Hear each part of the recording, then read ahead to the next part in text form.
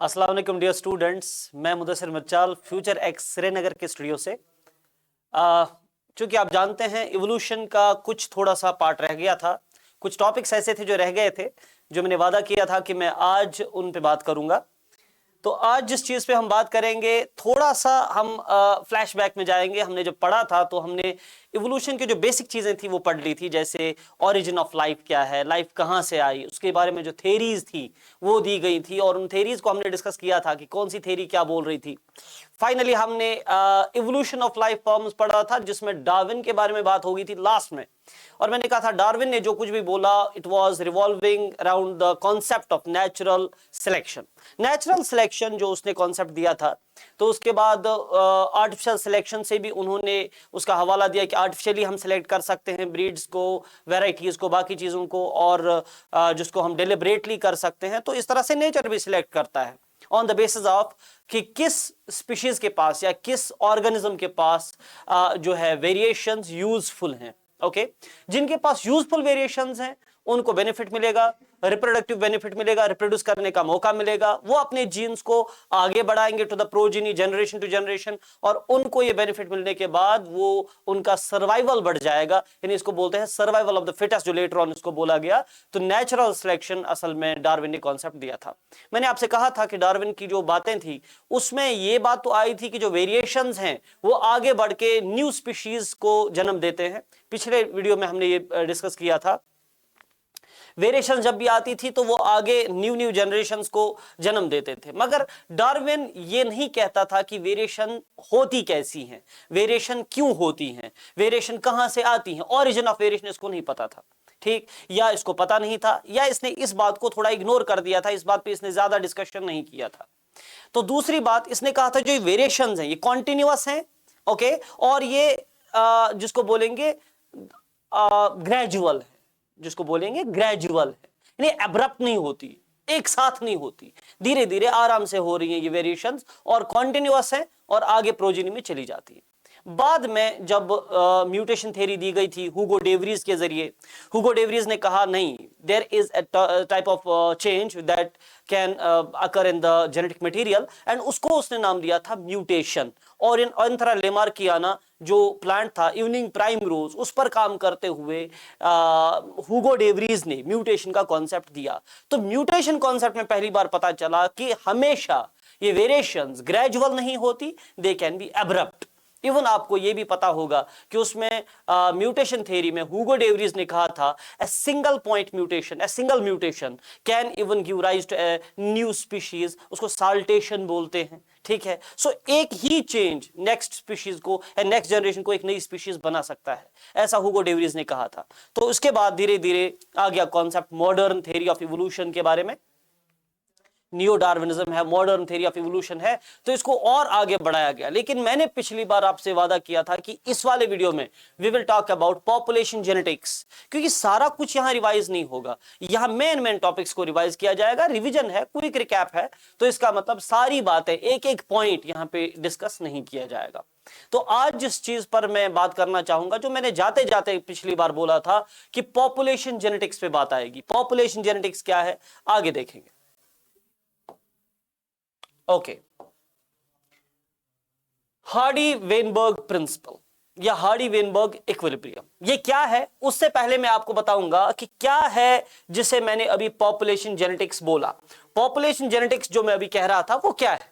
Population genetics है study of gene frequencies in a population and trends of their change in the varied situation, frequency of an allele. For example, जरा Darwin, इस Mendel को याद करो, Mendel father of genetics, उसने हमें P plant के बारे में कुछ बोला था, राइट। चलो उसी बेसिक लेवल पे जाते हैं, 10th लेवल पे जाते हैं, ये तो इजीली हम सब ने पढ़ा होगा।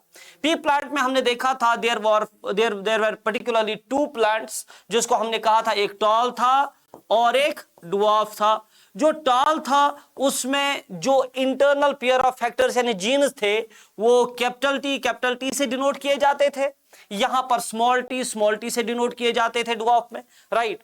सो अगर हम देखेंगे जितनी भी पॉपुलेशंस आगे बढ़ी, मुझे ये क्रॉस दोबारा नहीं पढ़ाना है, इतना बनाना है कि पी प्लांट्स जितने भी थे, अगर हम देखेंगे जो टी है, टी बेसिकली जो टी है ये रिप्रेजेंट करता है उस जीन को जो हाइट ऑफ द प्लांट को रिप्रेजेंट करता है या हाइट ऑफ द प्लांट को रेगुलेट करता है।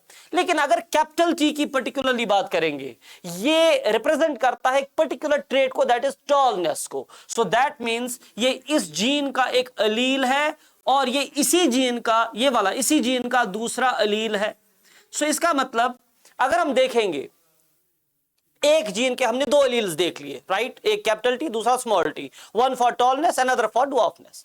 अब अगर देखेंगे कितने परसेंट ऑर्गेनिजम्स में या कितने परसेंट पी प्लांट्स में कैपिटल टी प्रेजेंट है, कितना फ्रीक्वेंटली हमें कैपिटल टी मिलता है, कितना फ्रीक्वेंटली हमें पी प्लांट्स की जनरेशंस में कैपिटल टी मिलता है, उसको बोलते हैं इस एलील की फ्रीक्वेंसी, कैपिटल टी की फ्रीक्वेंसी। अब समझ आया? सो ये जो फ्रीक्वेंसी ऑफ द एलील है इसका मतलब कितने परसेंट पॉपुलेशन में मौजूद है, ठीक है।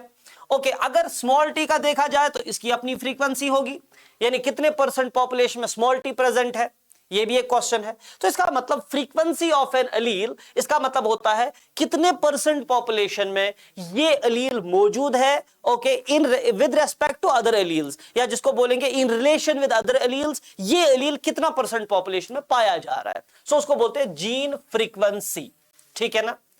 ओके, सो ये जो है ये पॉपुलेशन में जीन फ्रीक्वेंसीज क्या क्या है, किस जीन का या किस एलील का क्या फ्रीक्वेंसी है, कितने परसेंट में क्या क्या है, राइट।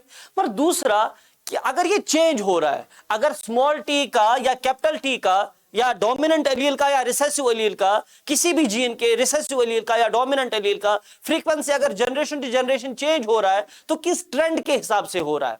जब आप इस फ्रीक्वेंसीज को पढ़ेंगे और इनके चेंजिंग ट्रेंड को पढ़ेंगे तो you are not talking about the normal genetics, you are talking about the population genetics. एक पूरे पॉपुलेशन में जीन्स की फ्रीक्वेंसी के साथ क्या कुछ हो रहा है, ठीक है ना। ओके, नाउ अगर जीन फ्रीक्वेंसी, ये मैंने पहले ही एक्सप्लेन किया, अभी यहां लिखा भी है तो चलो एक नजर पढ़ लेते हैं। ये परसेंटेज ऑफ एन एलील है in relation to other alleles of a gene present in an interbreeding population. Interbreeding population, अब एक ही स्पीशीज की पॉपुलेशन है, इनमें बहुत सारे एलील्स होंगे एक पर्टिकुलर जीन के लिए। सो अगर एक पर्टिकुलर एलील को लिया जाए, बाकी एलील्स के रिलेशन में ये कितना परसेंट फैला हुआ है, okay, in the population, we call it the frequency of that allele. So it is gene frequency और allelic frequency. Now gene pool क्या होता है? जीन पूल, पूल किसे कहते हैं? जहां पानी हो, ओके, बड़ा सा तालाब हो, पूल हो, ओके, हमें तो ये पता है। जीन का पूल क्या होता है? जीन का पूल का मतलब अगर आप एक एरिया में चले गए, वहां आपने एक पर्टिकुलर एनिमल का या एक पर्टिकुलर प्लांट का या चलो ह्यूमन बींग्स का एक पॉपुलेशन देख लिया। चलो वहां पर 10,000 लोग थे, क्या थे? 10,000 लोग वहां पे रह रहे, इंसान रह रहे, एक स्पीशीज है, एक पॉपुलेशन है।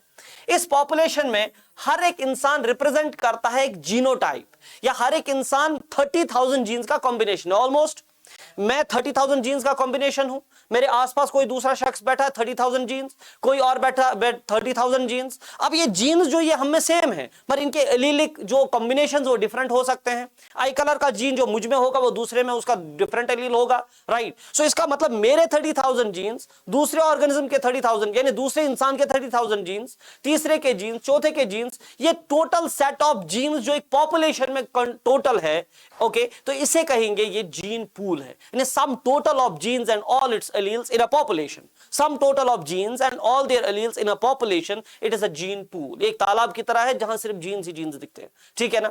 ओके, सो ये कॉन्सेप्ट्स चूंकि आगे आएंगे, इनका आगे डिस्कशन आ जाएगा, ओके, इसके बारे में हम आगे बात करेंगे। जीन पूल भी कई बार डिस्कस किया जाएगा, या जीन फ्रीक्वेंसी के बारे में कई बार बोला जाएगा। तो इसका मतलब ये तो हमें पता होना चाहिए, gene pool, gene frequency and population genetics किस चीज का नाम है, ठीक। अब इट इज बिलीव्ड दैट, अगर हार्डी वेनबर्ग प्रिंसिपल का देखेंगे, ओके, सो ये हार्डी एंड वेनबर्ग दो साइंटिस्ट थे और इन्होंने ये मैथमेटिशियन था वेनबर्ग, ओके, सो इसका मतलब इन्होंने एक रिलेशन दिया था, ओके, सो वो रिलेशन क्या था? मैथमेटिकल एक इक्वेशन जिसको बोलेंगे एक इक्विलिब्रियम, इन्होंने कहा था होता है। मैं थोड़ा सा इसको लेमैन्स लैंग्वेज में समझाने की कोशिश करूंगा। अगर मैं बेसिक उस पे आ जाऊंगा कि इन्होंने पी बोला, क्यू बोला, ट्वाइस पी क्यू बोला, वो समझ में आना थोड़ा मुश्किल है। मैं बेसिक लैंग्वेज में या लेमैन्स लैंग्वेज में समझाने की कोशिश करूंगा। यहां पर it is believed that in a population alleles tend to maintain the equilibrium, ठीक है ना। फॉर एग्जाम्पल कितने percent population of pea plants में कैपिटल टी है, राइट इसकी एक फ्रीक्वेंसी होगी, से फॉर एग्जांपल 75% में कैपिटल टी है, ओके यानी डोमिनेंट अलील है, ये डोमिनेंट अलील है कैपिटल टी, 75% पॉपुलेशन में मौजूद है, ठीक है ना, इसकी फ्रीक्वेंसी है। सो कहा जाता है इस कैपिटल टी में ये टेंडेंसी है कि ये जनरेशन टू जनरेशन अपनी इस फ्रीक्वेंसी को मेंटेन रखे, चेंज ना हो, ये नहीं चाहता कि मैं चेंज हो जाऊं, ये चाहता है कि ये फ्रीक्वेंसी ऐसी ही बनी रहे, ओके ये चेंज ना हो, ये टेंडेंसी होती है एक जीन की, okay. Now, with reference to other, I can say alleles over generations, okay, provided that, अब थोड़ा सा मैं आपको इसका बताऊंगा ये provided that क्यों लिखा हुआ है, यानी इसका मतलब कोई भी जीन अपनी फ्रीक्वेंसी को चेंज नहीं करना चाहता, राइट। अलबत्ता अगर कुछ 5 चीजें ऐसी हैं जो अगर हो जाए, ओके सो फिर ये तो रहेगा नहीं, ओके सो इसका मतलब इक्विलिब्रियम एक जीन मेंटेन करना चाहता है in relation to its frequency. दोबारा सुनो, इस जीन की क्या फ्रीक्वेंसी, इस एलील की क्या फ्रीक्वेंसी है, ये जनरेशन टू जनरेशन खुद ही मेंटेन करने की टेंडेंसी रखता है, ये कहता है कि मैं अपनी फ्रीक्वेंसी को मेंटेन करूंगा टू ऑल द जनरेशन जो कमिंग जनरेशन हैं, मगर प्रोवाइडेड दैट इसके लिए इसको थोड़ी हेल्प की जरूरत पड़ती है। ये कब पॉसिबल है, ये इक्विलिब्रियम, राइट ये इक्विलिब्रियम जो मेंटेन हो गया, ये पॉसिबल है अगर पॉपुलेशन स्टेबल है, पॉपुलेशन में कोई बड़ी चेंज बार बार नहीं आ रही है, स्टेबल पॉपुलेशन है, और अगर देयर इज नो माइग्रेशन, यानी एक सेक्ट ऑफ द पॉपुलेशन, एक ग्रुप ऑफ द पॉपुलेशन बाहर नहीं जा रहा है, ओके इमिग्रेशन नहीं कर रहा, या एक group of another individuals of the same species ये इसमें इंट्रोड्यूस नहीं हो रहा, इमिग्रेशन नहीं हो रहा, यानी इसके अंदर, इस पॉपुलेशन के अंदर कोई माइग्रेट नहीं कर रहा, इस पॉपुलेशन से बाहर कोई सिग्निफिकेंट माइग्रेशन नहीं हो रही।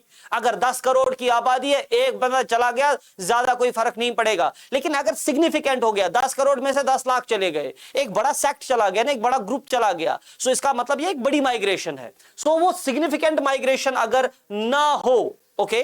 Number 3, population size is large, अगर पॉपुलेशन का साइज बड़ा हो, जो मैंने कहा साइज बड़ा है तो इसका मतलब अगर 1-2 बंदे चले भी जाएंगे, माइग्रेट करेंगे भी तो ज्यादा फर्क नहीं पड़ेगा।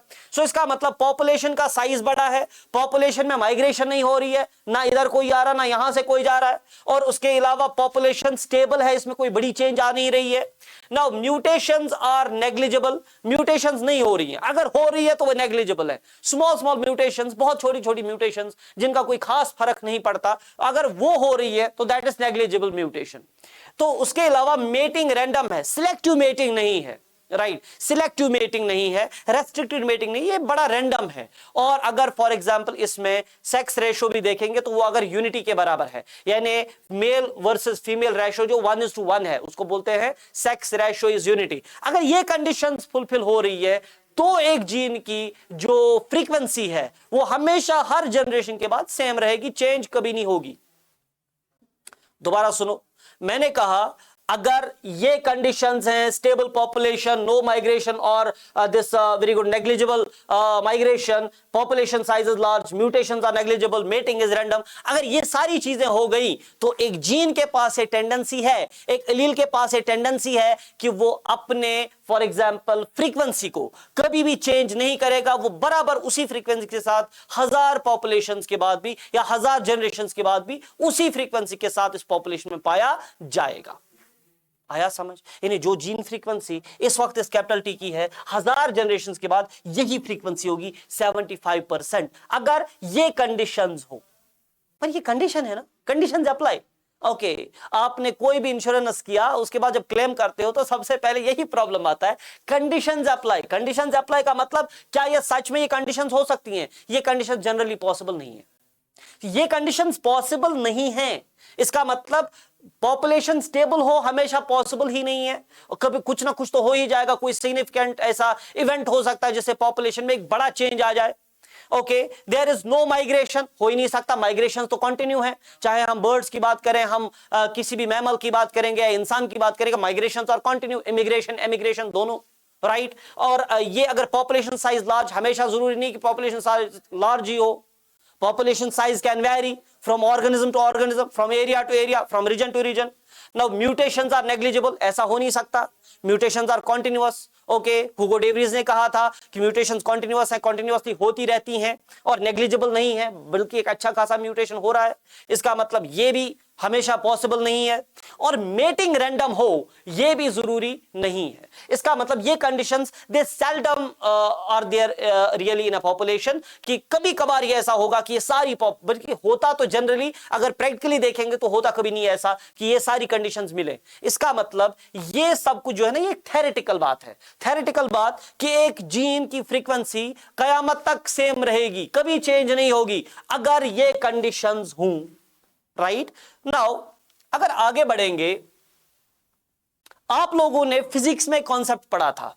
आप लोगों ने कहा था any body which is continuously moving in a single direction, okay, or some direction, right, it has tendency to remain in the particular same state unless until the external force is applied. इसको आप inertia बोलते थे। यहां interestingly ये inertia का concept यहां पर भी है, यानी जीन की ये टेंडेंसी या एलील की ये टेंडेंसी कि वो अपनी फ्रीक्वेंसी को चेंज ना करने दे, वो अपनी फ्रीक्वेंसी को सेम रखे after generations to generations to generations, right. Okay, unless until any external agent like unstable population, like migration, like population size decreased, okay, like particularly mutation, significant mutation and non-random mating, अगर वो conditions आ जाएंगी तो ये gene frequency change होगी। तो अलील में है ना एक तरह की इनर्शिया, अलील में इनर्शिया है, it doesn't want to change its frequency, so it has tendency to remain in the same frequency unless until there is any agent like migration वगैरह, जो मैं कई बार आपको अभी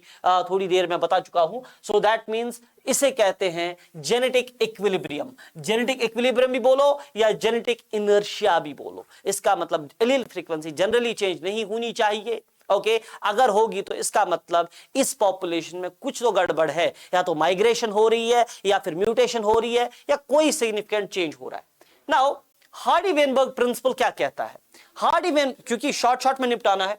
हार्डी-वेनबर्ग प्रिंसिपल कहता है कि एलीलिक फ्रीक्वेंसी जो है in a non evolving population, अभी थोड़ी देर में समझाऊंगा, okay, they are stable and remain constant from generation to generation.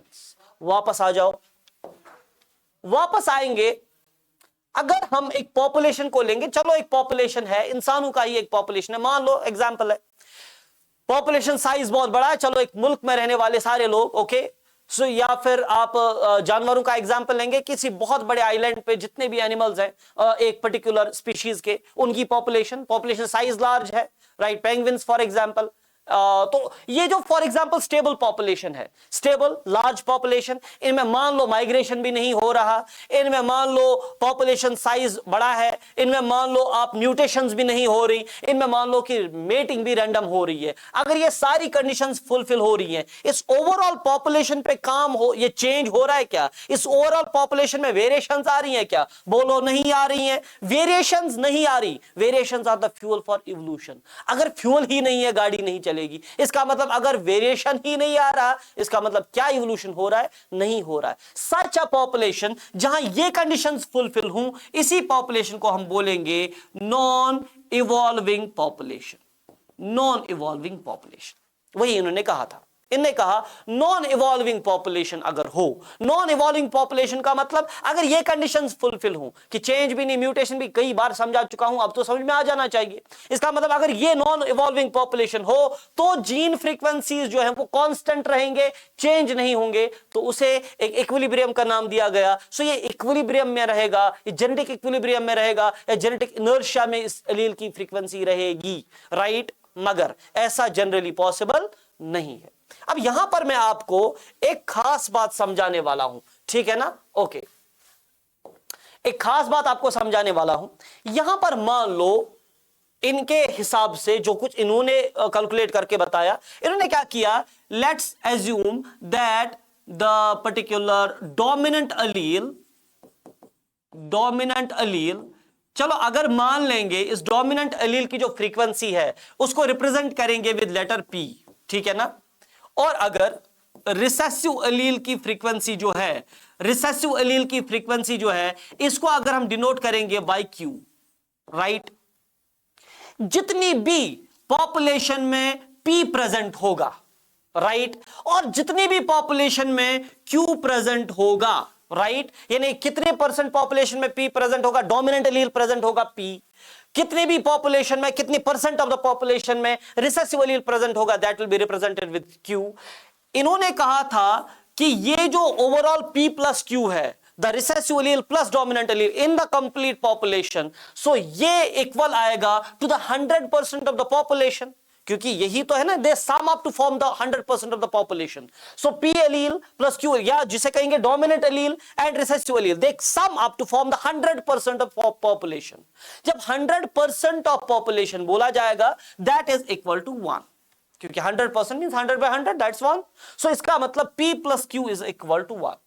फिर इन्होंने क्या किया, इन्होंने कहा कि ये तो हो गए एलीलिक फ्रीक्वेंसी, P का फ्रीक्वेंसी, Q का फ्रीक्वेंसी, मगर अब हमें पता होना चाहिए कि कितने परसेंट पॉपुलेशन में, for example dominant capital T, recessive small t, कितने परसेंट पॉपुलेशन में कैपिटल T है वो पता चला, कितने परसेंट पॉपुलेशन में स्मॉल t है पता चला, मगर अब हमें पता करना है कि ये जो कैपिटल T है, ये कैपिटल T चूंकि टॉल में ही नहीं होगा, ओके, ड्वार्फ में ही नहीं होगा, ये फॉर एग्जांपल अगर हम देखेंगे कैपिटल टी ये एक कॉम्बिनेशन है, इस ऑर्गेनिज्म के पास ये कैपिटल T है और 2 बार प्रेजेंट है, राइट, क्योंकि we are the particular we have the homologous pairs of the chromosomes, इसका मतलब हर किसी क्रोमोसोम के एक एक जीन की 2-2 कॉपीज हैं, राइट। सो इसका मतलब हर ऑर्गेनिज्म के पास 2-2 कॉपीज हैं। सो अगर फॉर एग्जांपल देखेंगे इस कंडीशन को, इसे हम बोलेंगे होमोजाइगस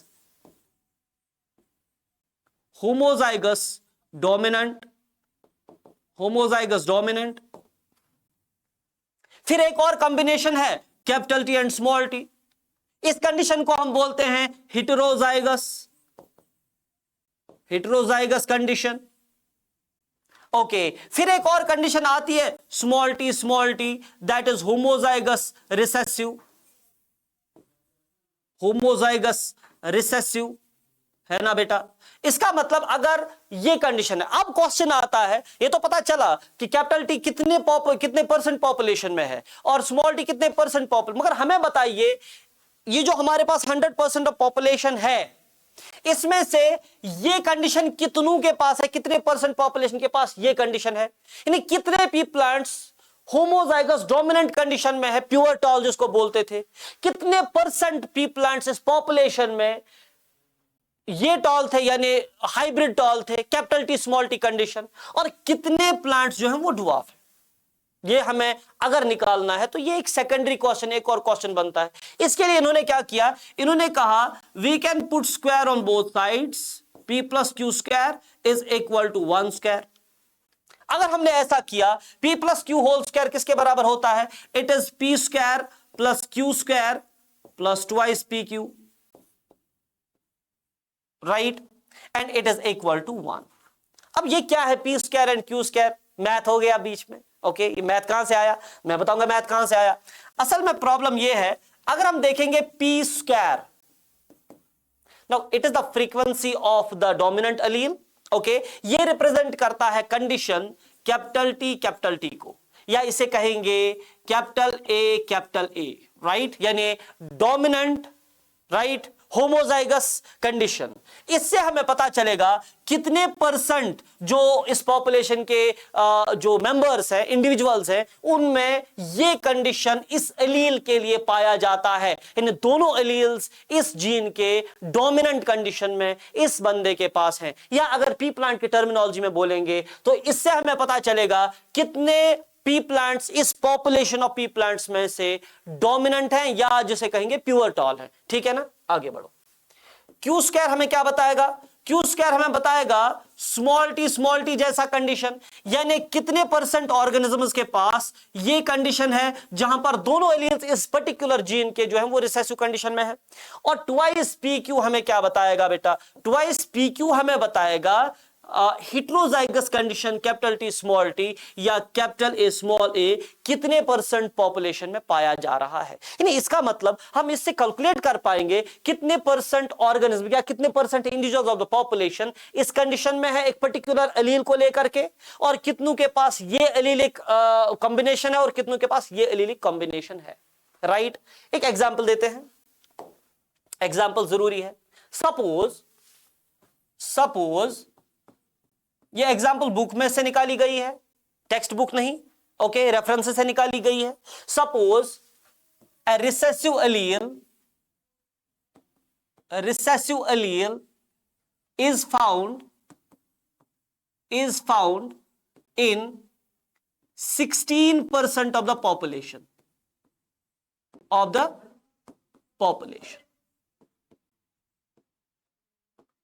इस कंडीशन को लेकर के क्या मैं फ्रीक्वेंसीज निकाल पाऊंगा, राइट? सो अगर for example 16% of the population में ये पाया जा रहा है, इसका मतलब क्या हुआ? इसका मतलब पी स्क्वायर यानी frequency of the recessive allele, Q square, sorry ये रिसेसिव है ना, रिसेसिव के लिए हम क्या यूज कर रहे थे, वापस जाओ अगर कंफ्यूजन हो रहा है, रिसेसिव एलील के लिए हम क्यू स्क्वायर यूज करते थे, पी स्क्वायर नहीं। सो यहां पर अगर ये मांग रहा है मुझे कि recessive allele 16% of the population में पाया जा रहा है, इसका मतलब ये हुआ कि क्यू स्क्वायर जो है वो किसके बराबर आ गया मेरा, वो आ गया Q square is equal to 16%, that is equal to 0.16। मगर मुझे निकालना है P। देखो मैं यहां पर, सॉरी मुझे यहां निकालना है Q। सो मैं यहां पर Q निकालूंगा, दैट इज कितने परसेंट में ये एलील पाया जा रहा है, that is the allelic frequency. Allelic frequency Q square का मतलब है कि जितने भी रिसेसिव या जितने भी फॉर एग्जांपल ऑर्गेनिजम्स हैं उनके पास ये पाया जा रहा है, यानी रिसेसिव एलील्स। देखो इसका मतलब क्या है, इसका मतलब ये है क्यू स्क्वायर मुझे क्या बताएगा, वापस आ जाओ अगर कंफ्यूजन हो रहा है, जल्दी जल्दी में कोई गड़बड़ ना हो जाए, इसलिए मैं वापस आपको कॉन्सेप्ट पे ले जाऊंगा। मैंने कहा था क्यू स्क्वायर हमें बोलता क्या है, क्यू स्क्वायर हमें बोलता है कि ये कंडीशन स्मॉल टी रिसेसिव कितने परसेंट ऑर्गेनिजम्स में है। ये लाइन जो आपको बता रही है ना, ये लाइन आपको बता रही है कि 16% पॉपुलेशंस में एक एलील है या जो फॉर एग्जांपल रिसेसिव एलील पाया जा रहा है। मगर इनको कैसे पता चला, इन्होंने जीन्स कैसे निकाले, फिर कैसे पता चला? फॉर एग्जांपल इन 16% पॉपुलेशन में रिसेसिव ट्रेट है या रिसेसिव कैरेक्टर है, रिसेसिव ट्रेट, राइट? अगर पी प्लांट्स की एग्जांपल लेंगे, क्योंकि मैं इजी आपको समझाने की कोशिश कर रहा हूं जो कॉम्प्लिकेटेड ना हो, वरना मैं सिकल सेल एनीमिया का भी एग्जांपल दे सकता हूं, कौन मारेगा? मैं यहां पर मैं एग्जांपल दूंगा पी प्लांट की। पी प्लांट इसमें जो स्मॉल टी था, ओके, मुझे पता चला ये प्लांट डुआफ है, ये डुआफ है, ये डुआफ है, ये डुआफ है, डुआफ है। मैंने डुआफ्स को गिना, ये डुआफ जितने भी हैं, कंफर्म है ना इन डुआफ्स में क्या कॉम्बिनेशन है, स्मॉल टी स्मॉल टी। सो मुझे पता चला ये जो पॉपुलेशन है, ये जो डुआफ प्लांट्स जितने भी हैं 100 में से 16 फॉर एग्जांपल, इन डुआफ प्लांट्स के पास 100% में से इन 16 के पास स्मॉल टी का होमोजाइगस कंडीशन है। क्या है बेटा? होमोजाइगस कंडीशन है। आया समझ? इसीलिए मैंने यहां पर क्यू स्क्वायर को लिखा 16/100, दैट इज 0.16। क्यू स्क्वायर का मतलब मैं किन की बात कर रहा हूं? स्मॉल टी की बात कर रहा हूं या स्मॉल ए की बात कर रहा हूं। अब क्यू किसके बराबर निकलेगा वो हम मैथ वाले से पूछेंगे, अगर कोई मिलेगा आसपास तो उसको बता दो, वो बताएगा बेटा अगर आपको क्यू स्क्वायर के बजाय क्यू चाहिए तो यहां पर अंडर रूट डाल के 0.16 कर लो, राइट? और 0.16 करोगे अंडर रूट तो वो आपको मिलेगा Q इज इक्वल टू 0.4। क्या मिलेगा? 0.4। तो Q आपको मिला 0.4, राइट? सो इतने परसेंट पॉपुलेशन में ये एलील मौजूद है, राइट? अब हम बात करेंगे कि डोमिनेंट एलील कितनों के पास प्रेजेंट है। देखो डोमिनेंट एलील एक तो टॉल के पास प्रेजेंट है, जो टॉल फॉर एग्जांपल कौन से टॉल थे? जो प्योर टॉल थे। लेकिन ये डुआफ, ये जो फॉर एग्जांपल डुआफ एंड टॉल का जो कॉम्बिनेशन बना था हेटेरोजाइगस कंडीशन, उनमें भी तो कैपिटल टी पाया जाएगा। इसका मतलब उसको मुझे निकालना पड़ेगा। बेटा हमें पता है P plus Q is equal to 1, ठीक है ना? So P plus 0.4 is equal to 1, so P is equal to 1 minus 0.4, that's equal to 0.6। So मुझे P मिला 0.6, राइट? पर मुझे P एंड Q क्यों चाहिए? देखो मुझे बाकी कंडीशंस बतानी है। देखो अगर मैं आपसे पूछूंगा कि बताइए कैपिटल ए कितनों में पाया जाएगा, यानी कितने परसेंट हैं इंडिविजुअल्स इस पॉपुलेशन में जिनमें होमोजाइगस डोमिनेंट अलील कंडीशन है। याद रखो मैं क्या बोल रहा हूं। ओके, मैंने पी प्लांट का एग्जांपल इसलिए दिया सो दैट आपके लिए इजी हो। यानी कहने का मतलब है कि फॉर एग्जांपल कितने परसेंट पॉपुलेशन में कैपिटल टी पाया जाएगा, और उसके लिए मुझे क्या करना पड़ेगा, उसके लिए पी स्क्वायर निकालना पड़ेगा। पी स्क्वायर का मतलब होता है पी का स्क्वायर। पी क्या निकला था मुझे अभी, पी मिला 0.6, सो इसका मतलब यह है 0.6 का स्क्वायर। 0.6 का स्क्वायर जो है इसका मतलब वो किसके बराबर होता है, 6 6 आर 36, सो 0.36 मिला मुझे पी स्क्वायर, राइट। और हम अगर फ्रीक्वेंसी को परसेंटेज में कन्वर्ट करेंगे तो मैं बताऊंगा बेटा 36% ऑफ द पॉपुलेशन में ये कंडीशन है। 36% ऑफ पॉपुलेशन में ये कंडीशन है जहां पर दोनों टी क्या है, capital in terms of P. लेकिन अगर जनरलाइज्ड बोलेंगे तो कैपिटल ए कंडीशन, डोमिनेंट दोनों एलील्स डोमिनेंट इस पर्टिकुलर जीन के कितने percent, 36% of the population. Hope आपको ये समझ आया। ओके, अगर मुझे क्यू स्क्वायर निकालना हो, निकालने की जरूरत क्या है, क्वेश्चन ने वहीं से बोला था ना, Q square is equal to 0.16। Okay, it is 0.16 और वी कॉल इट 16%, ठीक है ना। अब क्वेश्चन है, मुझे बताइए ये क्यू स्क्वायर किसके लिए निकाला था, क्यू स्क्वायर निकाला था स्मॉल ए कंडीशन। वो पहले ही मैं समझा चुका हूं, इसलिए मैंने यहां पर ज्यादा डिटेल नहीं दी। सो मुझे पता चला कैपिटल ए कंडीशन कितनों में है, मुझे पता चला स्मॉल ए कंडीशन कितनों में है, प्योर, टॉल एंड डवार्फ। अब देखो मेरे पास यहां पर एक और कंडीशन है ना, कैपिटल ए स्मॉल ए। हो सकता है इस पॉपुलेशन में कुछ इंडिविजुअल्स होंगे जिनमें हेटेरोजाइगस कंडीशन हो, यानी कैपिटल ए स्मॉल ए दोनों प्रेजेंट हो, या कैपिटल टी स्मॉल टी दोनों प्रेजेंट हो। सो वो कितने हैं, कितने परसेंट इंडिविजुअल्स ऐसे होंगे जिनमें ये कॉम्बिनेशन बनेगा। वापस आ जाओ, मुझे इस कंडीशन को निकालने के लिए हार्डी-वेनबर्ग इक्विलिब्रियम में क्या करना है, ट्वाइस पी क्यू। क्या करना है, ट्वाइस पी क्यू। सो जिस तरह से मुझे डोमिनेंट अलील का जो फ्रीक्वेंसी है, जो for example homozygous dominant condition है, उसकी फ्रीक्वेंसी निकालने के लिए पी स्क्वायर चाहिए, राइट। रिसेसिव के लिए मुझे क्यू स्क्वायर चाहिए, और हेटेरोजाइगस के लिए ट्वाइस पी क्यू चाहिए मुझे उसी तरह से। ओके, अब देखो दैट इज, इसके लिए मैं कर लूंगा twice P Q, that's equal to 2 into P. क्या था, पी था 0.6 इंटू क्यू क्या था, क्यू था 0.4। ओके, नाउ अगर हम इनको मल्टीपल कर लेंगे, okay, 6 4 jar 24, 24 2 jar 48, so it is 0.48 और it is 48% of the population.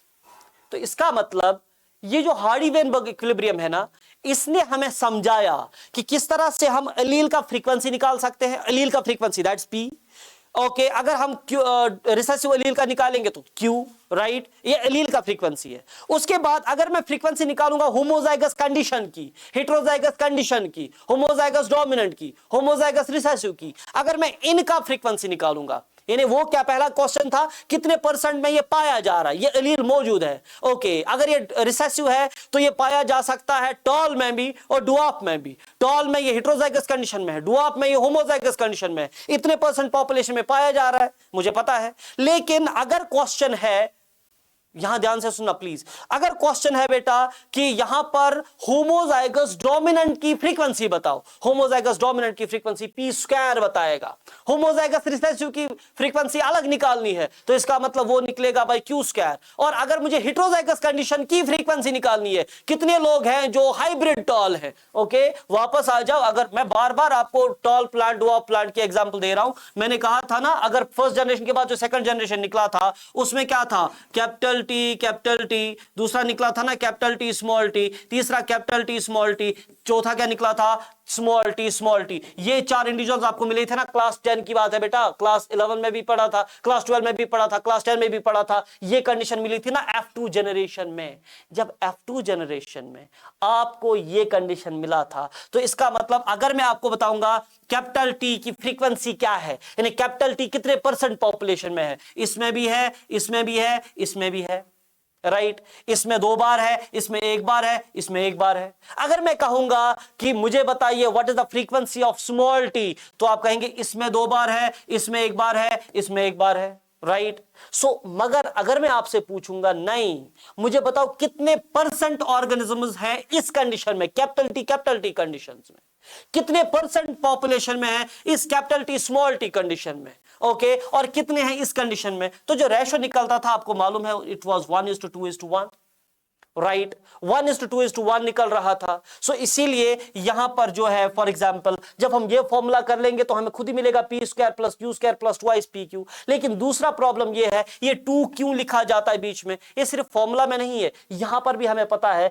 कि ये हेटेरोजाइगस कंडीशन जो है ये रेशो के हिसाब से 2 बार आता था, ठीक है ना। खैर ये एक लंबा चौड़ा कॉन्सेप्ट है। फिलहाल अगर आप ये याद रखोगे p + q², तो हमने क्या सीखा अभी हार्डी-वेनबर्ग प्रिंसिपल में, क्योंकि ये नया है, आपने सिर्फ 12th में ये पढ़ा था, उससे पहले कभी इसका जिक्र नहीं हुआ था, इसलिए मैं दोबारा बताऊंगा।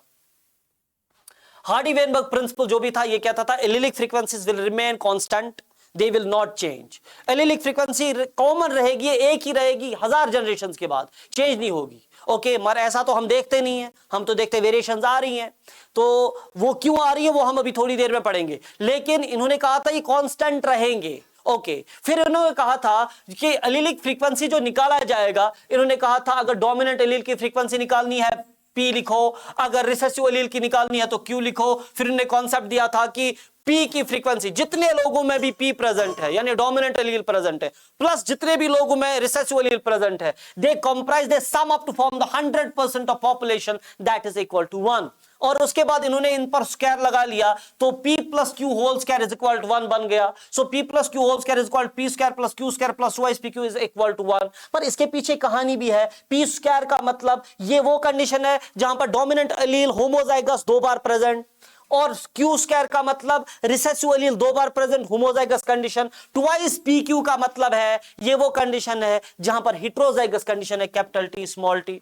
तो अगर हम ये निकालना अगर हमें आएगा, एक न्यूमेरिकल हमने दिखा लिया, न्यूमेरिकल के टाइप एक क्वेश्चन बना लिया, सपोज रिसेसिव एलील पाया जा रहा है 16% ऑफ द पॉपुलेशन में, तो रिसेसिव एलील की जो फ्रीक्वेंसी है होमोजाइगस कंडीशन में ये है Q² दैट्स इक्वल टू 0.16 यानी 16%। और फिर हमने Q निकाला, वो मिला 0.4, और फिर हमने P + Q is equal to 1 condition करके, मैथ यूज करके, सिंपल मैथ यूज करके हमने यहां पर निकाला, अलजेब्रा निकाल के, बिल्कुल अलजेब्रिक एक्सप्रेशंस आपने पढ़े होंगे, बहुत ज्यादा डिटेल में आपने अलजेब्रा पढ़ा है, बहुत सारी चीजें और पढ़ी है मैथ में, ये बहुत इजी है। अगर आप डल से डल मैथ, मेरी तरह डल से डल मैथ स्टूडेंट है, तब भी आपको ये आ जाएगा। सो P + Q² ये P + Q is equal to 1 से मैंने निकाला, P + 0.4 इज इक्वल टू 1, फिर फाइनली P मुझे मिला 0.6 के बराबर, ठीक है ना।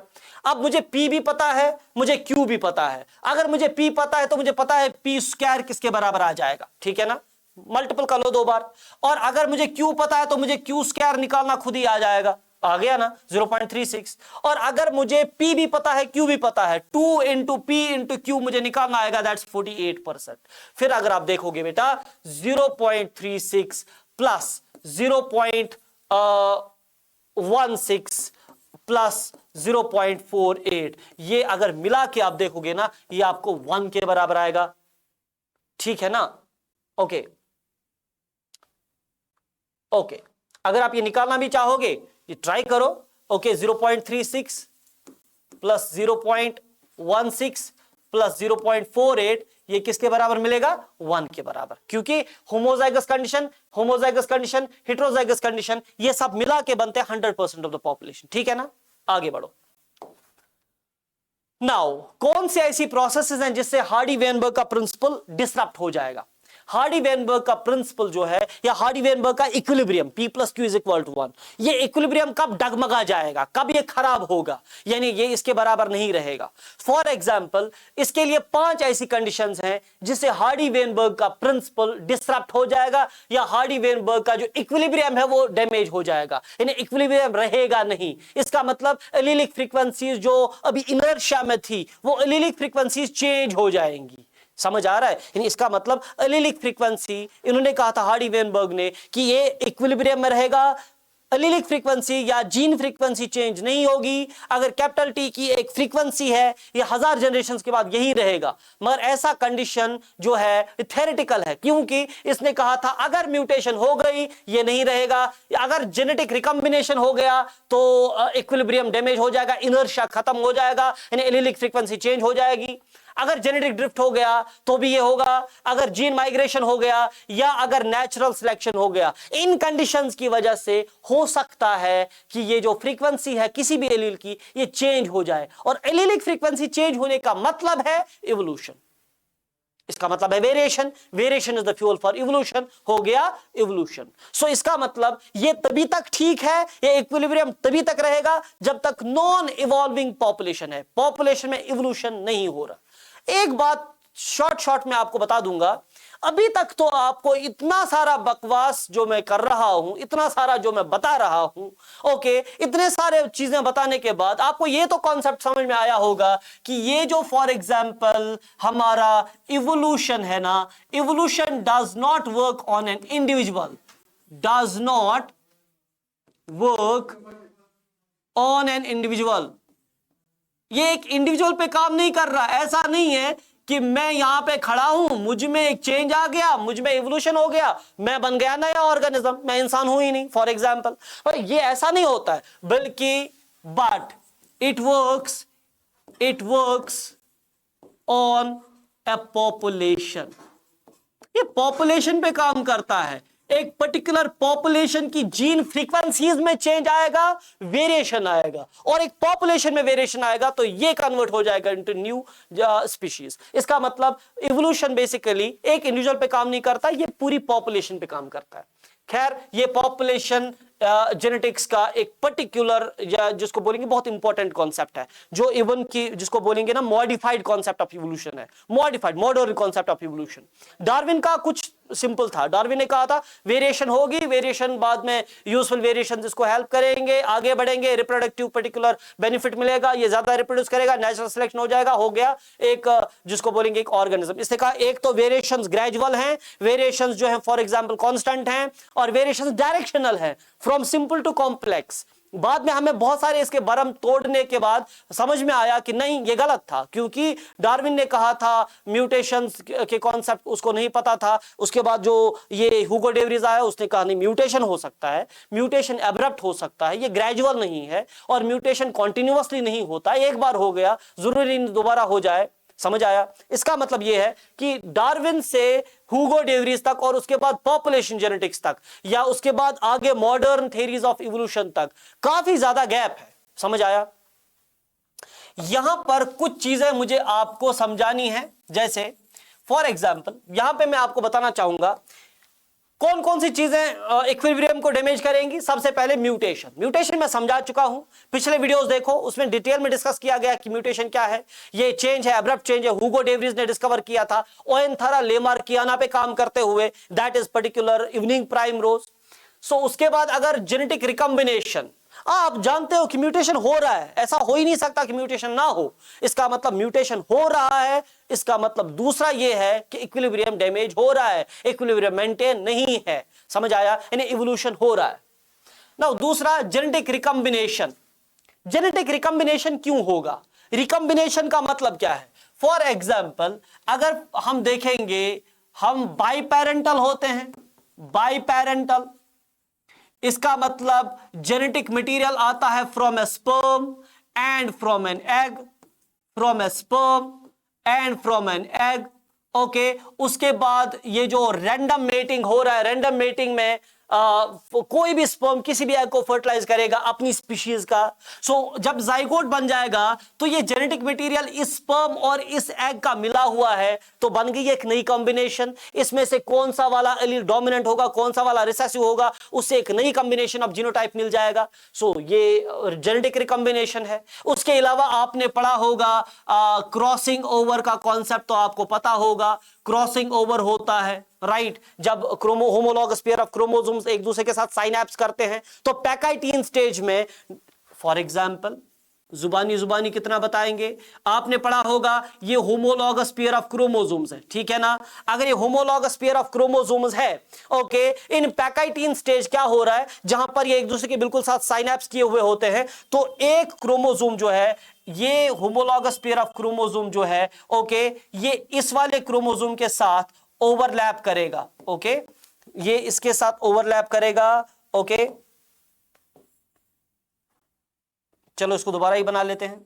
ये होमोलॉगस पेयर ऑफ क्रोमोसोम्स है, ये एक क्रोमोसोम है और इसकी जो होमोलॉगस कॉपी थी वो इसके साथ ओवरलैप करेगा, मगर कौन सा पार्ट ओवरलैप करेगा? सिर्फ वही वाला पार्ट ओवरलैप करेगा। ये जो दो क्रोमेटिड्स हैं, these are called as non sister chromatids, non sister chromatids. Sir चकराया क्या?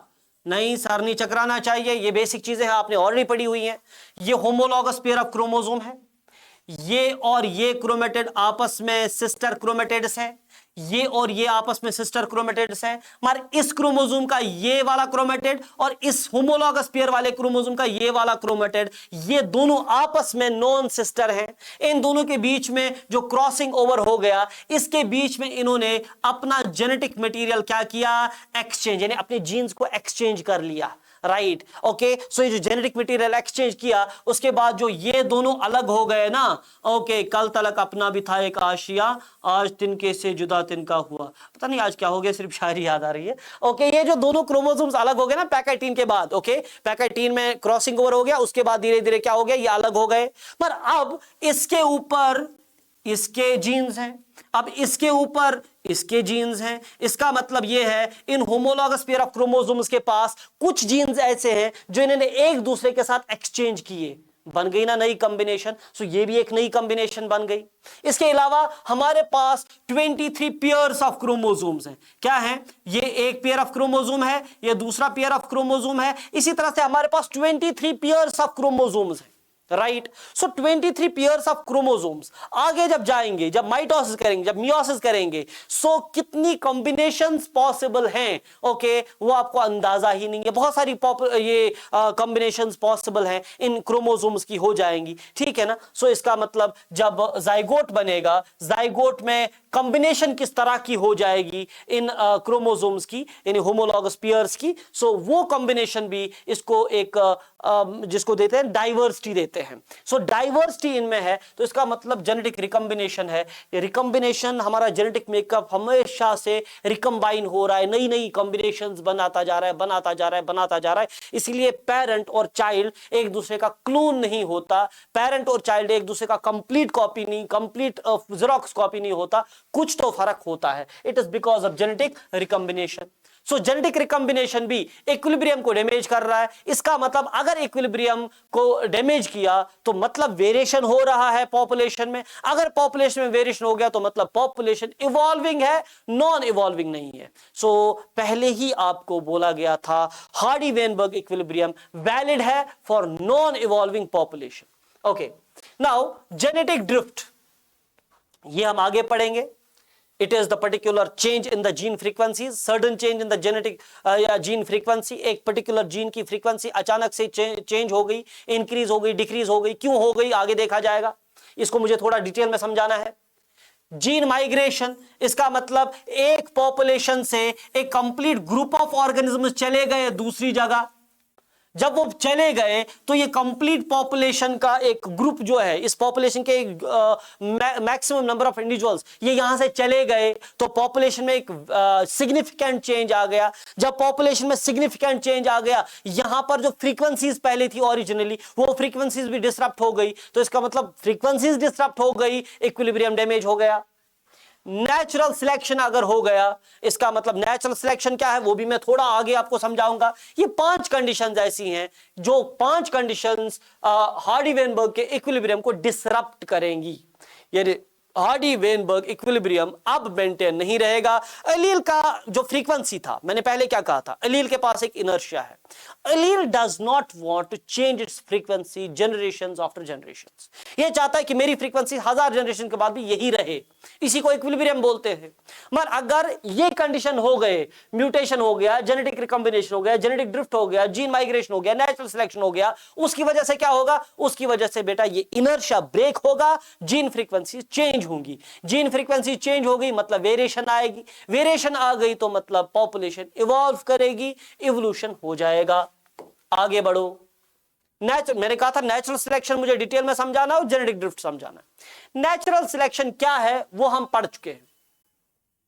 नेचुरल सिलेक्शन मैंने कहा था कि nature selects a particular group of organisms with useful variations. Useful variations है तो इनको बेनिफिट मिलेगा कि ये ज्यादा सर्वाइव करेंगे, ज्यादा सर्वाइव करेंगे तो रिप्रोड्यूस करेंगे, रिप्रोड्यूस करेंगे तो ये अपना जीनोटाइप जो है आगे कंट्रीब्यूट करेंगे, तो आगे वाली जनरेशंस में सबसे ज्यादा जीनोटाइप इन्हीं का होगा। नाउ नेचुरल सिलेक्शन कई तरह से होता है, कई तरह का नेचुरल सिलेक्शन होता है। यानी आपके पास कैपिटल टी है, कैपिटल टी है, स्मॉल टी कंडीशन है, राइट। नेचुरल सिलेक्शन कहता है या तो कभी कभी इसे फेवर होगा, अगर इसे फेवर होगा तो कैपिटल टी यानी टॉल प्लांट्स बहुत ज्यादा ग्रो करेंगे, टॉल प्लांट्स बहुत ज्यादा सर्वाइव करेंगे, टॉल प्लांट्स सर्वाइव करेंगे तो रिप्रोड्यूस करेंगे आगे सारी generation toll toll toll toll. तो इसका मतलब इसको क्या मिला, नेचुरल सिलेक्शन, इसको मिला बेनिफिट, तो ये हो गया नेचुरल सिलेक्शन की किसको फेवर किया, कैपिटल टी को फेवर किया। कभी ऐसा हो सकता है कि स्मॉल टी को नेचुरल सिलेक्शन ने फेवर किया, इसलिए स्मॉल या डुआफ प्लांट जो है वो बहुत ज्यादा ग्रो कर गए, उनकी पॉपुलेशन बहुत बढ़ गई, बहुत बढ़ गई। इसका मतलब फेवर किसको हुआ, डुआफ को, या फेवर किसको हुआ, रिसेसिव को।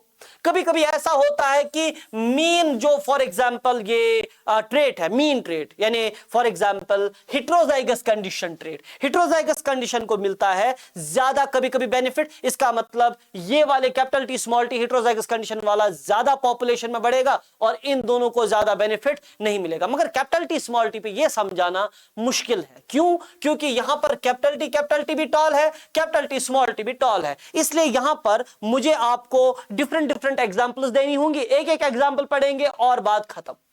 देखो अगर फॉर एग्जांपल एक्सट्रीम कैरेक्टर, देखो ये एक्सट्रीम कैरेक्टर है, एक्सट्रीम कैरेक्टर है, और ये भी क्या है बेटा, एक्सट्रीम कैरेक्टर है। इसको मानेंगे मीन कैरेक्टर। मीन कैरेक्टर का मतलब इन बिटवीन द टू। से फॉर एग्जांपल अगर ये टॉल नहीं होता, मीडियम साइज होता, क्योंकि कैपिटल टी स्मॉल टी है, तो इसको हम उस वक्त क्या बोलते, मीन, राइट।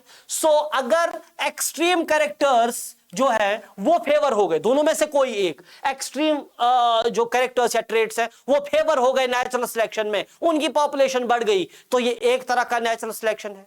अगर मीन वाला कैरेक्टर बढ़ गया, यानी आगे जितनी भी पॉपुलेशन आ गई उनमें ये कंडीशन ज्यादा पाई जाए तो इसको फेवर मिला, वो एक और तरह का नेचुरल सिलेक्शन है। इस आधार पे natural selection is divided into 3 types on the basis of कि कौन से कैरेक्टर को, कौन से ट्रेड को फेवर मिल रहा है, एक्सट्रीम को फेवर मिल रहा है, मीन को फेवर मिल रहा है, या जो कुछ भी हो रहा है इसमें। फॉर एग्जांपल इसके आधार पे नेचुरल सिलेक्शन को 3 कैटेगरीज में डिवाइड किया गया।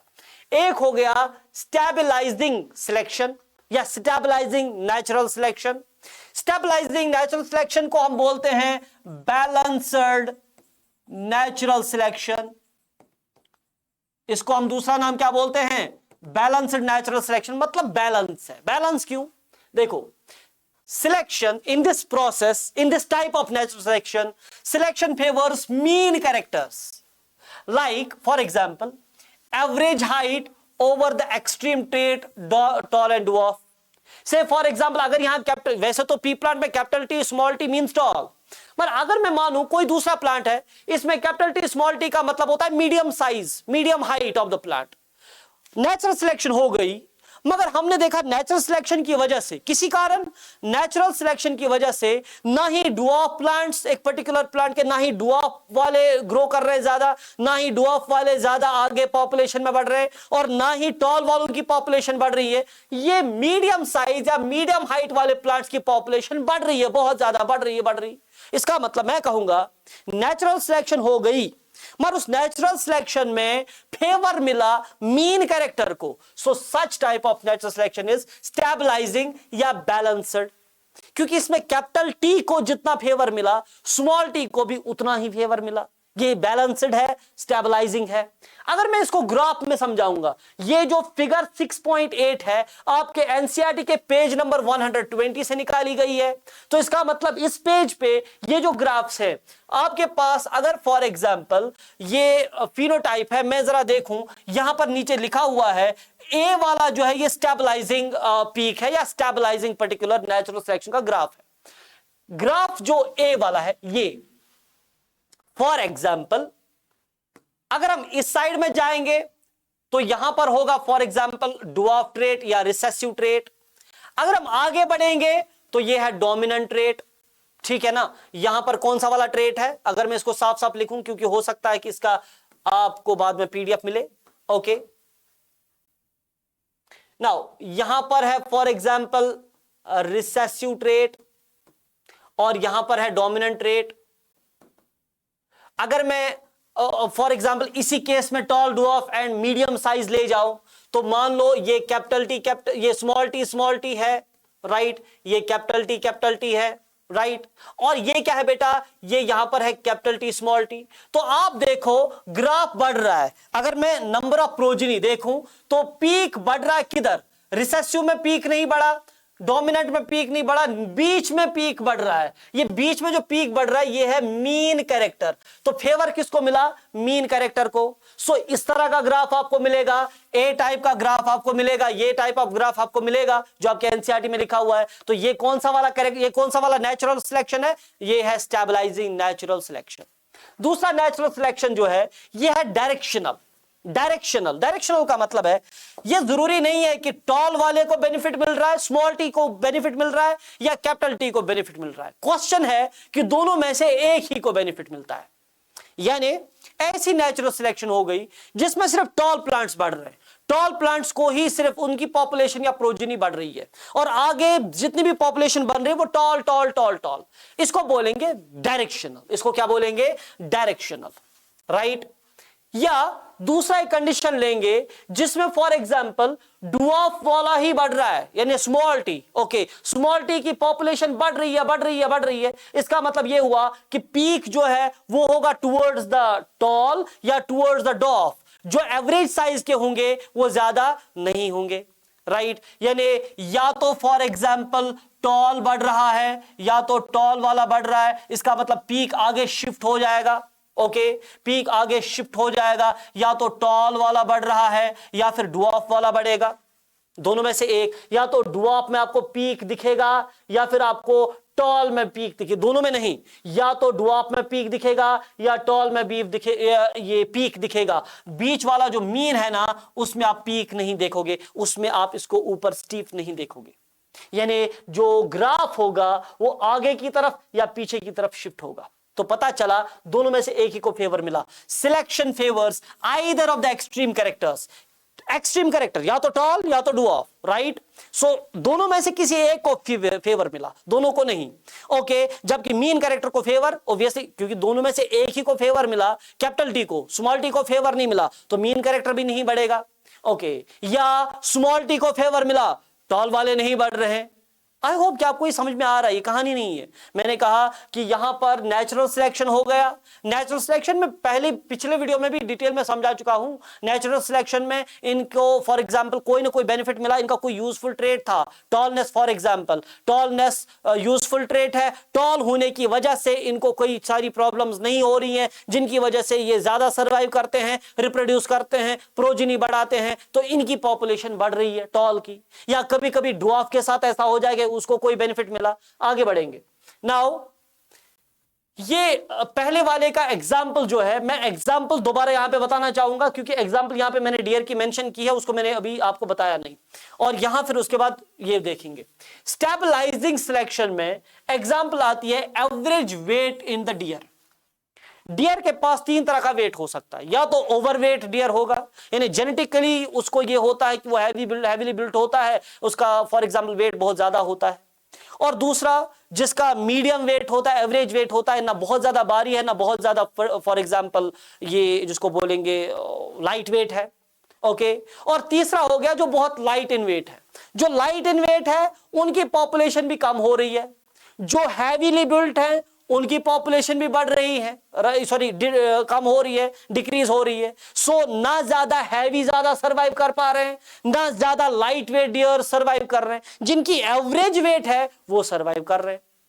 सो आप मुझे बताइए इसमें से फेवर कौन सा वाला ट्रेट हो गया?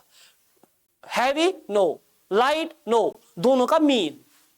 सो इसे कहेंगे, ये नेचुरल सिलेक्शन है, इसमें मीन कैरेक्टर या मीन ट्रेट जो है वो फेवर हो गया, इसे कहेंगे स्टेबलाइजिंग और बैलेंस्ड नेचुरल सिलेक्शन। ठीक है, एक और example, intermediate clutch size in the bird. Clutch size, clutch क्या होता है?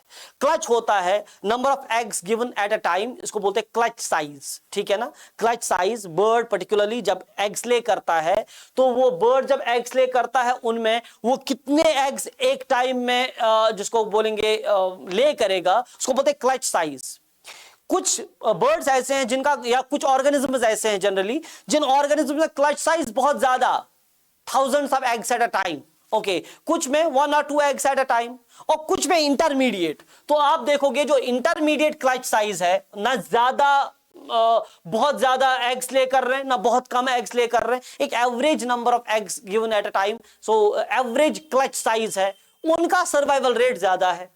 या आप देखोगे बर्थ के टाइम पे जो बच्चे का जो इनबॉर्न का वेट होता है, जो पैदा होते ही बच्चे का वेट होता है, it can be less than 3 kilograms, it can be more than 5 kilograms, it can be average. जो एवरेज वेट वाले बच्चे होते हैं उनका सर्वाइवल रेट ज्यादा है। जो हैवीली बिल्ट बच्चे होते हैं, जिनका हैवी वेट होता है जन्म के टाइम पे, वो उनका सर्वाइवल कम होता है। जो बहुत कमजोर होते हैं, जिनका वेट बहुत कम होता है जन्म के टाइम पे, उनका सर्वाइवल रेट भी कम है। इसका मतलब average weight of the child ये सर्वाइव ज्यादा करेगा। इसको फॉर एग्जांपल नेचुरल सिलेक्शन ने सिलेक्ट किया। So this type of natural selection is what? This type of natural selection is balanced natural selection. Extreme, ये तो इजी है। ये आप देखोगे इंडस्ट्रियल मेलेनिज्म में, जिसमें आप डॉक मॉथ्स को फेवर होता हुआ देखोगे। ओके, देखो यहां मैं रुकना चाहूंगा क्योंकि यहां बात आ गई किसी और चीज के बारे में। ओके, सो यहां बात आ गई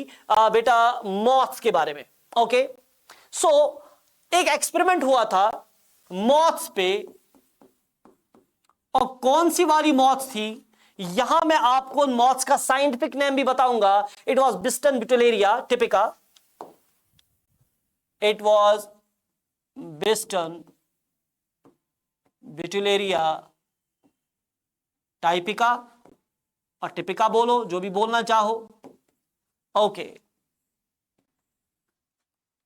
ये एक इसका ये जिसको बोलेंगे वैरायटी था, राइट? स्पीशीज तो एक ही है ब्यूटेलेरिया। दूसरा था बिस्टन ब्यूटेलेरिया कार्बोनिका।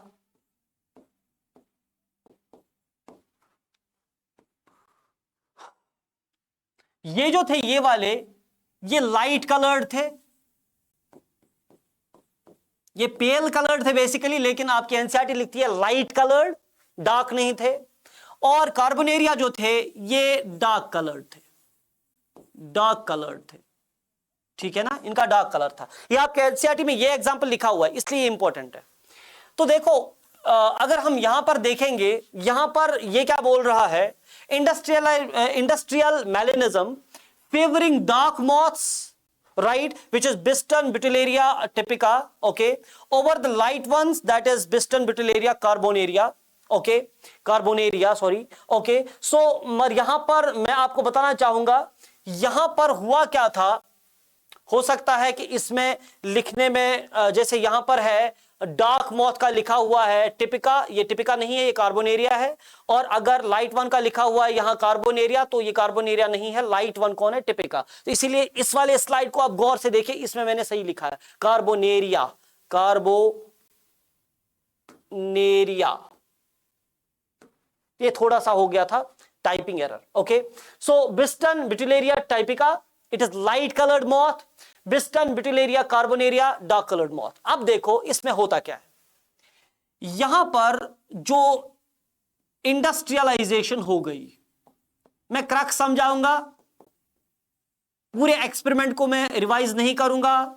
इंडस्ट्रियलाइजेशन, ओके, यहां पर मैं दो कॉलम्स बनाऊंगा, that is before industrialisation and after industrialisation. After industrialisation, देखो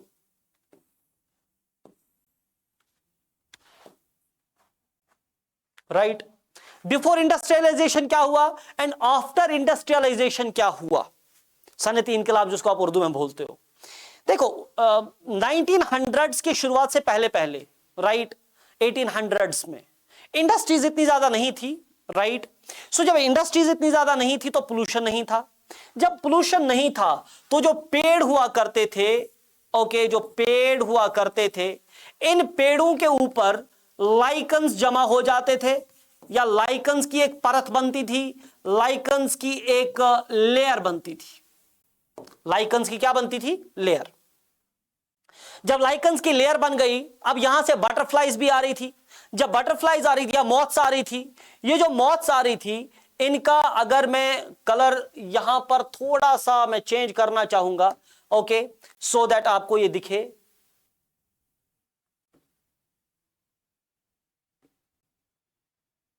ओके, देखो यहां पर लाइकन्स थे, लाइकन्स की एक परत बनती थी इंडस्ट्रियलाइजेशन से पहले, जब सब कुछ साफ सुथरा था। तो क्या हुआ था, यहां पर लाइकन्स की परत बन गई जिसकी वजह से जो छाल है या जो particularly bark of the tree है वो थोड़ा सा लाइटली कलर्ड होता था, यानी लाइट कलर्ड बन जाता था। लाइट कलर्ड बनने के बाद जब यहां पे मॉथ आती थी, ये वाली, ओके, कौन सी वाली मॉथ, जिसका मैंने वहां पे लिखा ब्रिस्टन बिटुलेरिया, ये ब्रिस्टन बिटुलेरिया जो आती थी, जो लाइट कलर्ड मॉथ आती थी, ओके, ये लाइकन के ऊपर जब ये बैठ जाती थी या लाइकन्स की इस परत के ऊपर जब बैठ जाती थी, ये ऑलमोस्ट गायब हो जाती थी। जब ऑलमोस्ट गायब हो जाती थी, इसका मतलब दुश्मन को ये मिलती नहीं थी।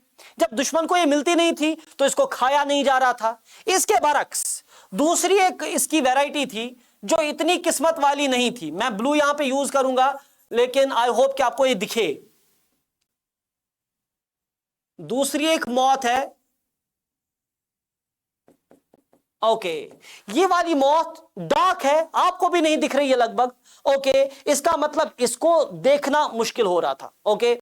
सो यहां पर मैं थोड़ा सा इसको चेंज कर लूंगा, कलर चेंज करूंगा, कलर, क्योंकि बोर्ड का कलर ब्लैक है तो उसकी वजह से यहां पर आपको इसका थोड़ा सा गड़बड़ हो जाएगा, ठीक है ना, प्लीज, क्योंकि मुझे जो कॉन्सेप्ट समझाना है वो कॉन्सेप्ट इस वक्त रंगों पे बड़ा डिपेंडेंट है। अगर मैं आपसे पूछूंगा कि आपको कौन सा दिखेगा, आप कहोगे दोनों दिख रहे हैं, लेकिन यहां पर मैं आपको बताना चाहूंगा कि जो कॉन्सेप्ट आपको मैं देना चाह रहा था वो ये है, ये जो ट्री है, इस ट्री का जो बार्क है ये लाइकन से ढका हुआ है। लाइकन लाइट कलर्ड है। लाइकन क्या है? Light coloured. अब यहां पे मुझे बताओ, इन दोनों में से ये वाली जो है, इसका मैंने क्या लिखा? Light coloured. तो लाइट कलर्ड बैकग्राउंड के ऊपर जब लाइट कलर्ड मॉथ बैठेगी, दुश्मन को नहीं दिखेगी, ठीक है ना? ओके, नाउ अगर यहां पर देखेंगे, ये डार्कली कलर्ड है। कौन सी वाली मॉथ? कार्बोनेरिया, डार्क कलर्ड है। जब ये डार्क कलर्ड मॉथ है, डार्क कलर्ड मॉथ आपको दूर से दिखेगी तो इसको खाया जा रहा है, राइट? दुश्मन को दूर से दिख रहा है। और कई सारे तो हैं, उनका फेवरेट फूड होता है मॉथ्स। मैं इंसेक्ट्स की बात कर रहा हूं, मैं बाकी इन ऑर्गेनिजम्स की बात कर रहा हूं, राइट? सो बहुत सारे ऐसे ऑर्गेनिजम्स हैं जिनका फेवरेट फूड है मॉथ्स। नाउ ये जो फेवरेट फूड मॉथ्स है, ये कौन से वाले मॉथ को दुश्मन जल्दी खाएगा और जल्दी पकड़ लेगा? दैट इज डार्कली कलर्ड, जो दूर से दिख रहा है, क्योंकि बैकग्राउंड व्हाइट है, बैकग्राउंड लाइटली कलर्ड है, ऊपर से डार्क कलर्ड मॉथ बैठा दिख रहा है। ये इंडस्ट्रियलाइजेशन से पहले हो रहा था। इसलिए क्या होगा, देखा गया कि जो लाइट कलर्ड है ना, लाइट कलर्ड की पॉपुलेशन बहुत बढ़ गई थी। It was about 90%, more than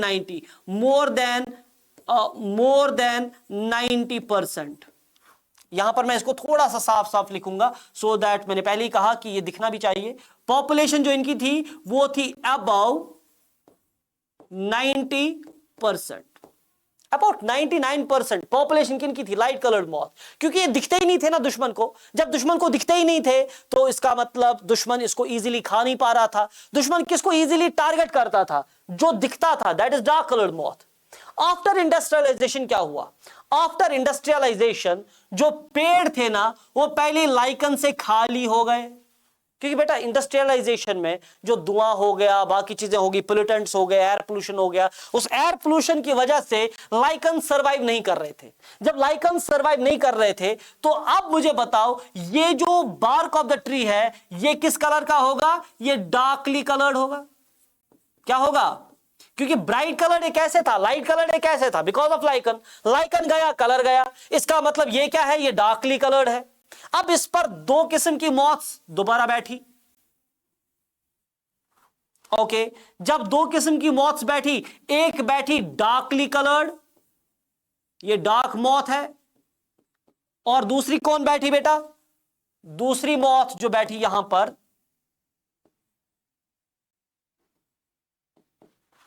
दूसरा मॉथ जो यहां पे बैठा ये है लाइटली कलर्ड या लाइट कलर्ड। मुझे बताओ बैकग्राउंड क्या है? डार्क। इस पर दो मॉथ्स बैठे, लाइट एंड डार्क। दिखेगा कौन? लाइट दिखेगा। अब उल्टा हो गया, इंडस्ट्रियलाइजेशन से पहले पहले लाइकन की वजह से लाइट कलर्ड मॉथ नहीं दिख रही थी, इसीलिए बच रही थी। लेकिन इंडस्ट्रियलाइजेशन के बाद लाइकन खत्म, जो बैकग्राउंड ऑफ द ट्री है या जो बैकग्राउंड ऑफ द पर्टिकुलर ये एरिया जिस पे बैठा हुआ है ट्री का बार्क, वो जो है वो डार्कली कलर्ड है। तो अब लाइट कलर्ड मॉथ्स इजीली दिख रही है मगर डार्क कलर्ड नहीं दिख रही है। अचानक से ऐसा हो गया कि रिवर्स हो गया, यानी डार्क कलर्ड मॉथ जो है इनकी पॉपुलेशन 90% से ज्यादा हो गई। सो मुझे बताओ इन दोनों में से फेवर किसको हो गया? फेवर हो गया डार्क कलर्ड मॉथ को। क्यों हो गया? क्योंकि ट्री का बार्क बन गया डार्क कलर्ड। क्यों बन गया? क्योंकि लाइकन जो लाइट कलर्ड इसको बनाता था वो चला गया। समझ आ रहा है? और जब लाइट कलर्ड लाइकन चला गया तो इसको बोलते हैं, ये इंडस्ट्री की वजह से जो फॉर एग्जांपल पोल्यूशन हो गया, बाकी सारी चीजें हो गई, इसको बोलते हैं इंडस्ट्रियल मेलेनिज्म। इंडस्ट्रियल मेलेनिज्म एक बेस्ट एग्जांपल है इस कॉन्सेप्ट को समझने के लिए। ठीक है, सो वापस आ जाओ। इसका मतलब इंडस्ट्रियल मेलेनिज्म ने जो डार्क कलर्ड मॉथ को बेनिफिट दिया, ओके, लाइट कलर्ड मॉथ को वो बेनिफिट नहीं मिला because of its colour. And इसे कहते क्योंकि दो जो फॉर एग्जांपल मॉथ्स थे, एक था लाइट, ये भी हो गया एक्सट्रीम कैरेक्टर, और दूसरा था डार्क, ये भी हो गया एक्सट्रीम कैरेक्टर। एक एक्सट्रीम कैरेक्टर चला गया, दूसरे एक्सट्रीम कैरेक्टर को क्या मिला? बेनिफिट मिला। तो अगर एक्सट्रीम कैरेक्टर को बेनिफिट मिला, ओके, डार्क को, तो इसका मतलब बेटा चाहे वो रिसेसिव हो या डोमिनेंट हो, तो ये क्या है? ये डायरेक्शनल सिलेक्शन है। तो नेचुरल सिलेक्शन का दूसरा टाइप। तीसरा टाइप देखो, तीसरा टाइप जो है वो डिसरप्टिव सिलेक्शन है। इसका मतलब selection favors either of the extreme characters over average trait, यानी इसमें दोनों बढ़ रहे हैं।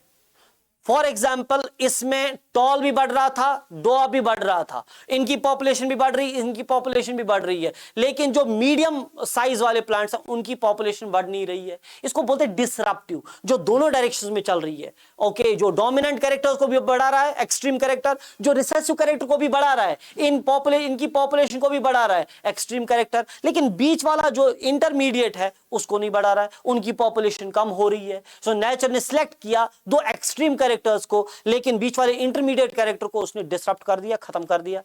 नाउ एग्जांपल, रॉक पॉकेट माइस, जिसके पास होता है डार्क या फिर व्हाइट कोट, यानी एक माइस इनमें होता है डार्कली कलर्ड, दूसरा होता है व्हाइट कलर्ड, राइट। इन दोनों को फेवर किया गया, यानी इनकी पॉपुलेशन बढ़ गई। नेचुरल सिलेक्शन ने इस डार्क कलर्ड माइस की भी पॉपुलेशन बढ़ा दी और इसकी भी पॉपुलेशन बढ़ा दी। इनको बेनिफिट मिला, बेनिफिट की वजह से सर्वाइवल रेट बढ़ गया, सर्वाइवल रेट बढ़ गया तो इनका रिप्रोडक्शन रेट बढ़ गया, रिप्रोडक्शन रेट बढ़ गया तो प्रोजेनी बढ़ गई, प्रोजेनी बढ़ गई तो पॉपुलेशन बढ़ गई, डार्क की और व्हाइट की। लेकिन इनमें बहुत सारे थे ना जो इंटरमीडिएट कलर थे, जिनका ना प्रॉपरली डार्क कलर था ना प्रॉपरली व्हाइट कलर था, लेकिन इनको बेनिफिट नहीं मिला, इनकी पॉपुलेशन क्या हो गई? डाउन हो गई। राइट। सो इसका मतलब ये हो गया कि अच्छा डार्क को क्यों मिला बेनिफिट, क्योंकि ये डार्क रॉक्स के साथ मिमिक्री करते थे, डार्क रॉक्स के ऊपर बैठते थे, मिमिक्री करते थे, दुश्मन को दिखते ही नहीं थे।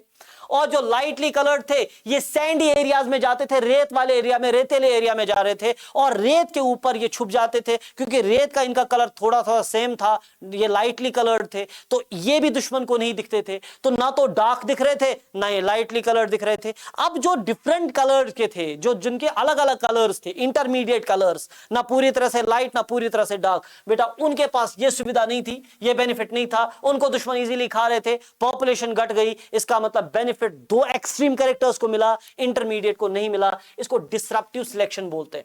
अब वापस आ जाओ ग्राफ पे, देखो अगर फॉर एग्जांपल डिसरप्टिव सिलेक्शन होगा तो उसका जो ग्राफ होगा उसमें दो पीक्स बनेंगे। क्या बनेंगे? दो पीक्स। एक पीक होगा डोमिनेंट कैरेक्टर का, दूसरा रिसेसिव का। दूसरा किसका होगा? रिसेसिव का। चलो आगे बढ़ो। जेनेटिक ड्रिफ्ट, ये भी इंपॉर्टेंट कॉन्सेप्ट है। इस कॉन्सेप्ट के बाद हम जिसको बोलेंगे आगे बढ़ेंगे and we will finish up today इंशाल्लाह। नाउ यहां पर जेनेटिक ड्रिफ्ट क्या है? पहले जेनेटिक ड्रिफ्ट क्या है? It is sudden change in frequency of an allele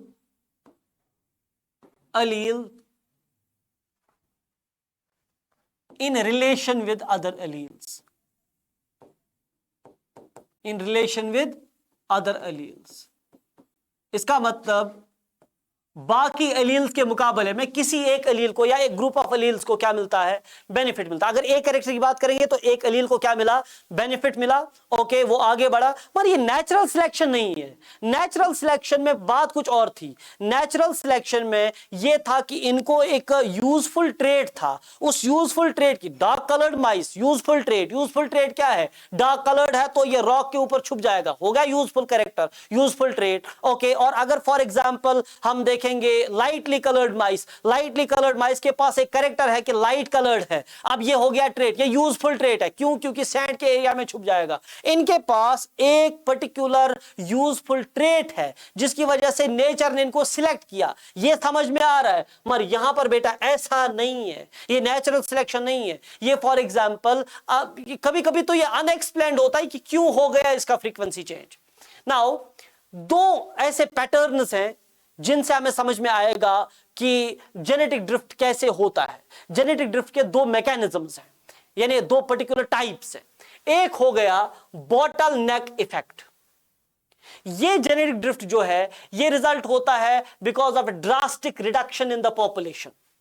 population size में ड्रास्टिक चेंज आ गया, okay, and leading to a loss of genetic variation, right. इसको बॉटल नेक इफेक्ट कहते हैं। For example there is a population of some insects, white,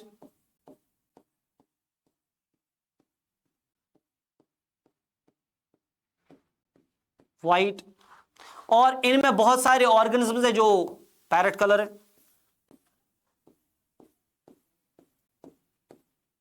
है, या green colour बोलो, क्योंकि पता नहीं आपको वीडियो में कौन सा कलर दिख रहा है। ओके, नाउ इसमें एक और वेरिएंट है, रेड कलर है, या अगर आपको दिख रहा हो तो ये बेसिकली पिंक कलर है, राइट।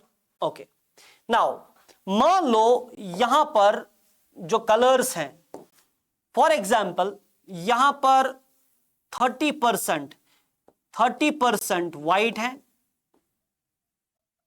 यहां पर मान लो 30% ग्रीन है, मान लो 40% जो है वो क्या है, वो है यहां पर पिंक, राइट।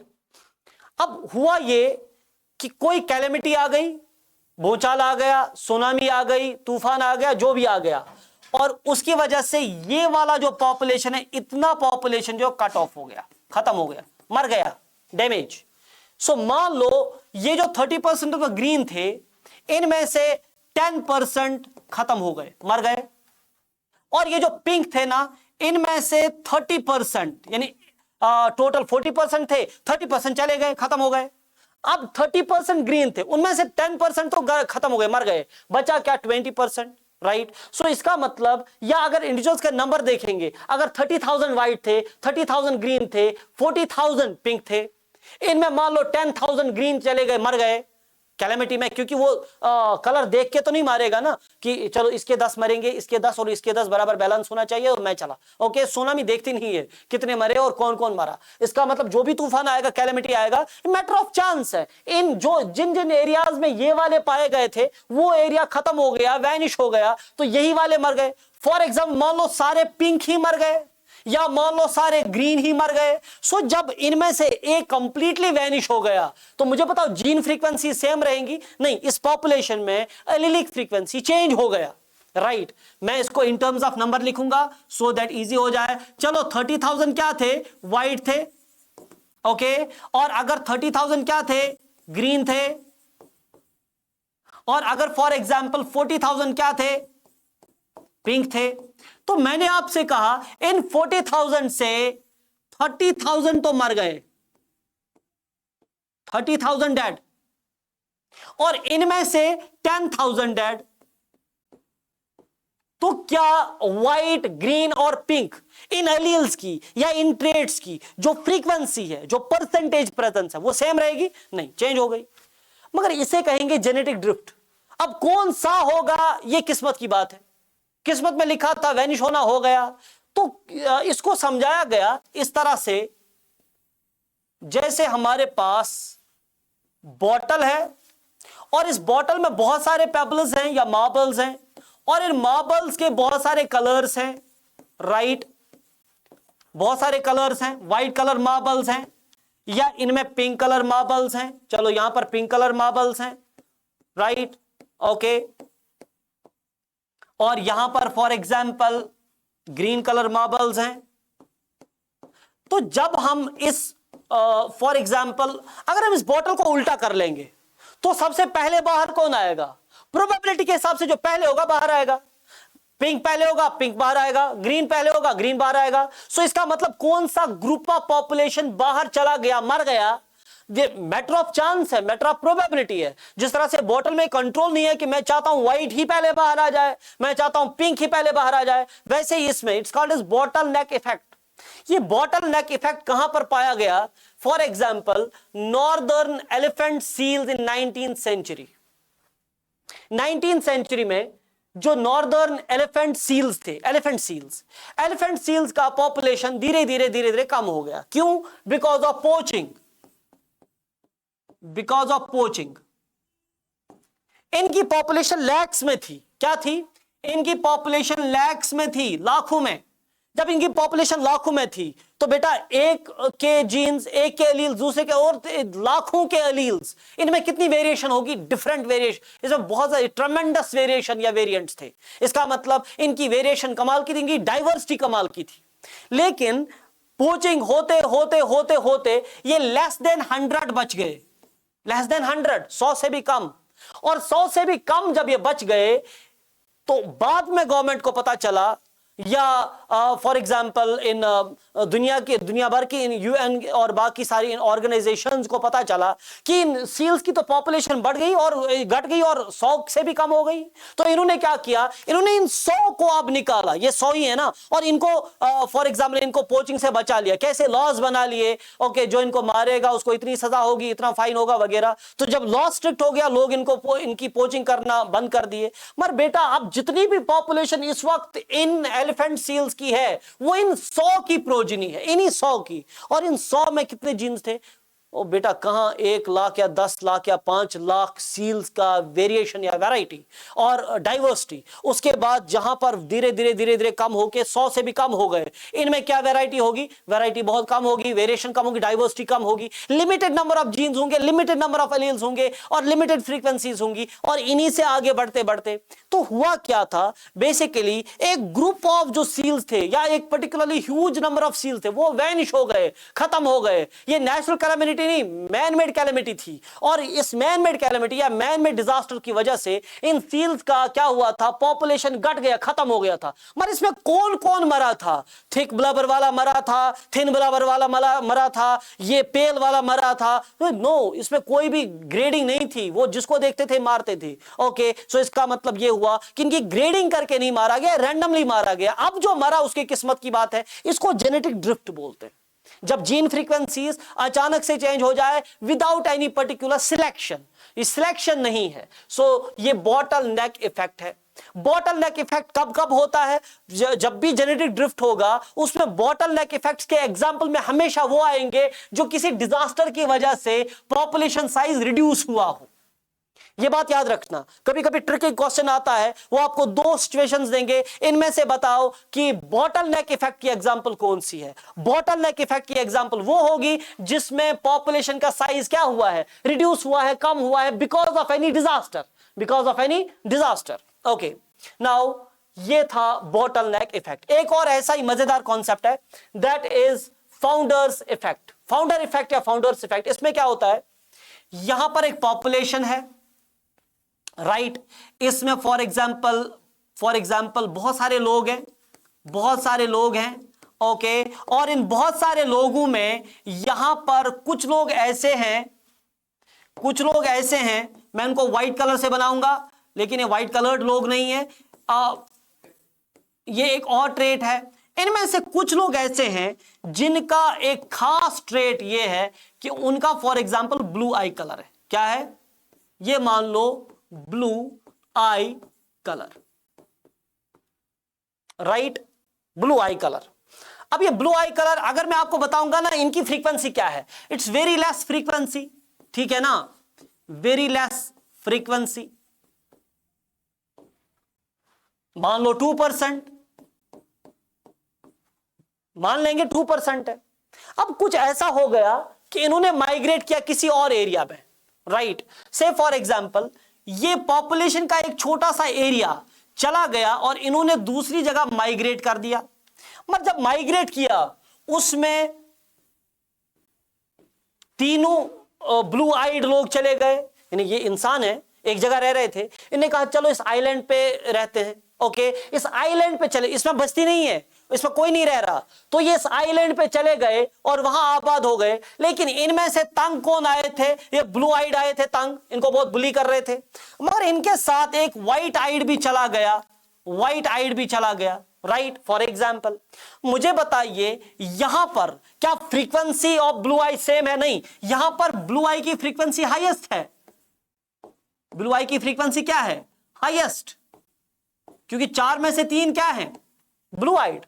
अब ये ब्लू आइड जो है ये रिप्रोड्यूस करेंगे, ऑब्वियसली जब रिप्रोड्यूस करेंगे तो प्रोजेनी में सबसे ज्यादा पॉपुलेशन किन की होगी?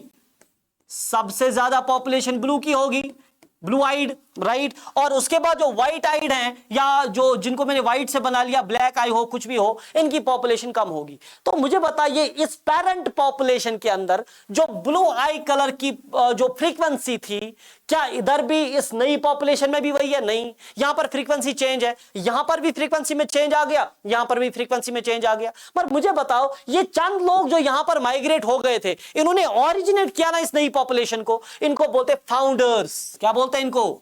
जो यहां पर आए थे और जिन्होंने पहली बार यहां पर बस्ती आबाद कर दी, इनको फाउंडर्स बोलते हैं। और इन फाउंडर्स में जो सबसे ज्यादा फ्रीक्वेंसी जिस एलील की होगी, आगे इस प्रोजेनी में या जनरेशन टू जनरेशन वही वाली फ्रीक्वेंसी बढ़ती चली जाएगी और बढ़ती चली जाएगी। इसका मतलब यहां इस पॉपुलेशन में आपको ब्लू आइड बहुत कम दिखेंगे, इसमें ब्लू आइड बहुत ज्यादा दिखेंगे।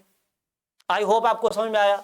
So type of genetic drift resulting from A gene migration, gene migration, जहां पर ये माइग्रेट हो रहे वहां पर बस्ती नहीं है, नए लोग आबाद हो गए, इसीलिए ये हैं उस पॉपुलेशन के फाउंडर्स, इन्होंने बुनियाद डाली। Okay, in a new habitat, the small band of colonizers is termed as founders. ये मैं समझा चुका हूं। Example, Amish population of Pennsylvania, German settlers, right? Okay, with higher instance of traits like Ellis-Van-Creveld syndrome. देखो, Amish population, Amish क्या है? असल में जर्मनी में और जर्मनी के आसपास जो एरियाज थे ना, उनमें एक एमिश पॉपुलेशन थी, वो सिंपल लिविंग की प्रीचिंग कर रहे थे और ये कह रहे थे कि सिंपल लिविंग बाकी सारी चीजें, उन्होंने एक मूवमेंट स्टार्ट कर दिया। मगर इस मूवमेंट के चलते उनके खिलाफ बहुत सारी कार्रवाइयां हुई, बहुत सारी चीज, क्योंकि ये नई एक बात बता रहे थे, सिंपल लिविंग थी और भी बहुत सारे इनके ये थे, मैं इस डिटेल में नहीं जाना चाहूंगा। ये एमिश पॉपुलेशन को बहुत ज्यादा दिक्कतें हुई वहां रहने के लिए, तो एमिश पॉपुलेशन ने कहां का रुख किया? पेंसिल्वेनिया। ये पेंसिल्वेनिया में आ गए। पेंसिल्वेनिया वही स्टेट जहां पर डोनाल्ड ट्रंप के ऊपर हमला हो गया था, याद होगा आपको। पेंसिल्वेनिया एक बहुत ही जिसको बोलेंगे फेमस सिटी है, राइट। सो पेंसिल्वेनिया में चले गए। अब पेंसिल्वेनिया में चले जाने के बाद ये एमिश पॉपुलेशन, क्योंकि ये जो सेटलर्स चले गए थे एमिश पॉपुलेशन वाले, इनमें से कुछ के पास एलिस वैन ग्रीवेल्ड सिंड्रोम, ये एक ट्रेट है, एक कैरेक्टर है, एक सिंड्रोम है, एक डिजीज है, एलिस वैन ग्रीवेल्ड सिंड्रोम। अब जहां ये चले गए पेंसिल्वेनिया, वहां ये फाउंडर्स हैं। अब जब ये फाउंडर्स हैं, इनकी आगे प्रोजनी इन्हीं की बढ़ेगी, यही रिप्रोड्यूस करेंगे, यही आगे प्रोजनी बनाएंगे। तो वहां पर देखा जाता है पेंसिल्वेनिया में इस ट्रेट की, ये एलिस वैन ग्रीवेल्ड सिंड्रोम, इसकी जो फ्रीक्वेंसी थी वो बहुत ज्यादा बढ़ती चली गई। लेकिन जहां से आए थे, जर्मनी में से या कहीं और से, तो वहां पर इस सिंड्रोम की जो फ्रीक्वेंसी थी वो बहुत कम थी। तो ये उस पेंसिल्वेनिया के लिए क्या बन गए? फाउंडर्स बन गए।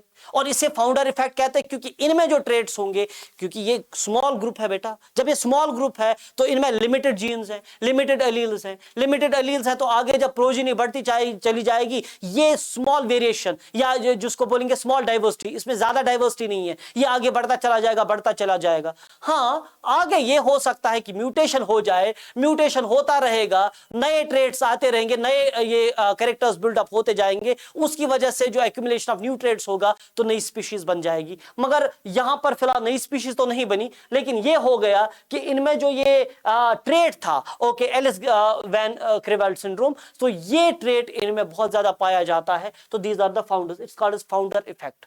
सो दो तरह से जेनेटिक ड्रिफ्ट हो सकता है, या तो कैलेमिटी आ गई और वहां पर एक पूरी आबादी में से आधी का या उससे भी ज्यादा का सफाया हो गया, जितने बच गए वो लिमिटेड थे, उनमें नंबर ऑफ एलील्स लिमिटेड थे, उनमें variations of the alleles limited थे और उनमें डाइवर्सिटी कम थी, और आगे जो हो गया। तो उसके बाद फाउंडर्स इफेक्ट, माइग्रेशन हो गया, नए इलाके में चले गए, लिमिटेड लोग चले गए, limited variations and limited genes, limited alleles, और उसके बाद आगे प्रोजेनी में ये सेम चला जाएगा। Okay, now very important last question of today, उसके बाद मैं फ्री हो जाऊंगा। इवोल्यूशन ऑफ मैन, इसका मैंने वादा भी किया था कुछ ऑफलाइन स्टूडेंट्स के साथ कि इसका वीडियो जरूर आएगा इवोल्यूशन ऑफ मैन का, क्योंकि इसमें कुछ फोटोज की सहायता बहुत जरूरी है और एक क्विक रिकैप की जरूरत है इस चैप्टर में, इसीलिए क्विक रिकैप बहुत इंपॉर्टेंट था आज का। देखो, origin and evolution of man, इंसान कहां से आया। सब लोग कह रहे हैं कि मतलब जिन्होंने इवोल्यूशन पढ़ा नहीं वो कह रहे हैं बंदर की टेल कटी इंसान बना, इवोल्यूशन कह रहा है। लेकिन जिन्होंने इवोल्यूशन सच में पढ़ा उनको पता है ऐसा कुछ हुआ नहीं है और ऐसा कुछ बोला भी नहीं जा रहा। असल में ह्यूमंस एंड एप्स का बोला जा रहा है कि इनका कॉमन एंसेस्टर था। ओके, एप्स हमारे एंसेस्टर नहीं थे। ओके, सो इसका मतलब हमारा और एप्स का बोला जा रहा है कि कॉमन एंसेस्टर था। मैं इसमें बिलीव करता हूं या नहीं वो एक अलग चीज है, that's a second part of discussion. मगर यहां जो for example widely accepted theory है उसके रिलेटेड मैं बात करूंगा और उसी तनाजुर में बात करूंगा, ठीक है। तो ये मेरी अपनी राय नहीं है। ओके, सो यहां पर जो स्टैट्यूटरी वार्निंग है ना, इस चलचित्र में दिखाए गए सभी पात्र, स्थल और घटनाएं काल्पनिक हैं, इनका किसी भी मृत या जीवित व्यक्ति से कोई संबंध नहीं, या यदि संबंध हुआ तो वो केवल संजोग होगा। ओके, नाउ यहां पर मैं आपको बताऊंगा कि 4 स्टेज ऐसे गुजरे हैं ह्यूमन इवोल्यूशन में according to the theory of evolution, right. So 4 stages गुजरे हैं। एक हो गया जो प्योरली एप स्टेज था, ये कंप्लीट एप्स थे, राइट। और उसके बाद एप मैन स्टेज, दूसरा स्टेज, तीसरा स्टेज प्रिमिटिव मैन स्टेज, चौथा मॉडर्न मैन स्टेज। जो यहां पर एप स्टेज था उसमें जो इंडिविजुअल देखा गया या जो एग्जाम्पल देखा गया, जो एंसेस्टर देखा गया, वो ड्रायोपाइथिकस था। असल में ड्रायोपाइथिकस एंड रामापाइथिकस का भी एक एंसेस्टर था, मगर मैं उतना ज्यादा डिटेल में आपको खींचना नहीं चाहता। मैं सिर्फ एनसीईआरटी पे रेस्ट्रिक्ट रहना चाहता हूं कि एनसीईआरटी में जितने आपको बताया जाएगा उतने ही के बारे में मैं बात करूं। ड्रायोपाइथिकस, रामापाइथिकस, ऑस्ट्रेलोपाइथिकस। ओके, ड्रायोपाइथिकस था, ओके, ये एप स्टेज था, ये 15 मिलियन ईयर्स एगो बने थे, 15 मिलियन ईयर्स एगो इनको देखा गया था।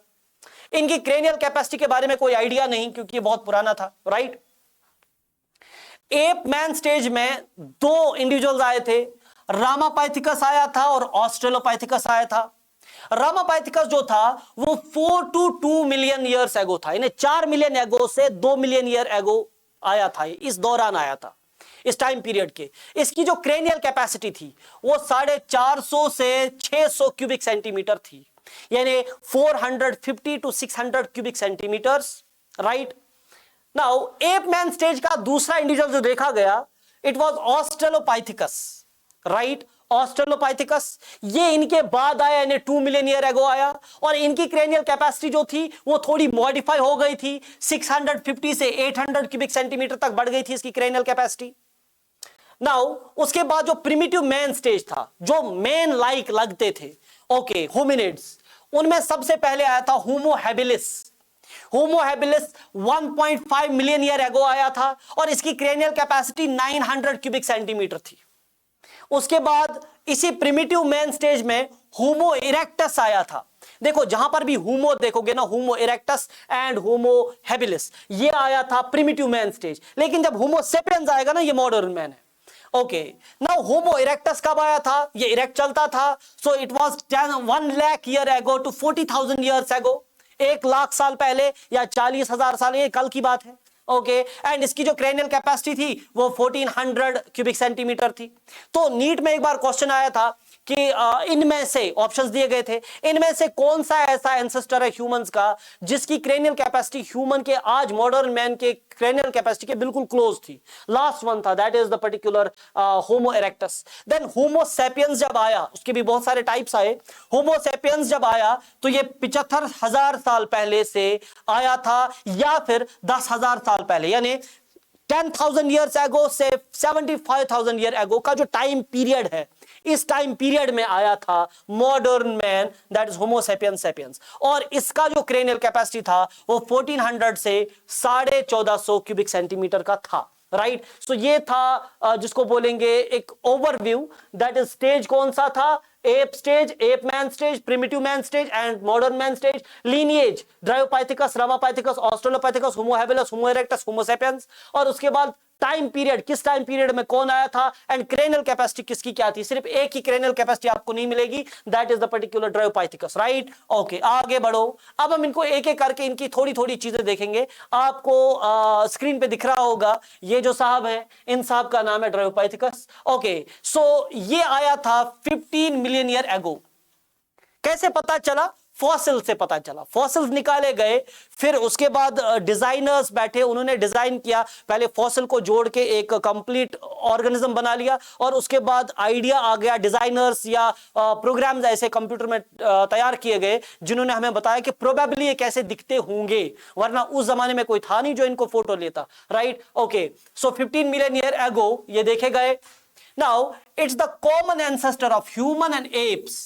Dash is the common ancestor of human and apps अगर आया क्वेश्चन तो ड्रायोपाइथिकस है, right. Okay, they were ape like, ये बंदर जैसा एप लाइक तो दिख रहा है, राइट। इनका जो फॉर एग्जांपल ये लोअर जा एंड अपर जा है, ये प्रोट्रूडिंग है, ये आगे की तरफ प्रोजेक्टेड है, राइट। और इनका जो फोरहेड है वो थोड़ा सा फ्लैट है। ओके, नाउ फॉसिल्स, इनके जो फॉसिल्स थे वो फ्रांस में पाए गए, कीनिया में पाए गए और इंडिया में पाए गए and some other parts of the world में पाए गए।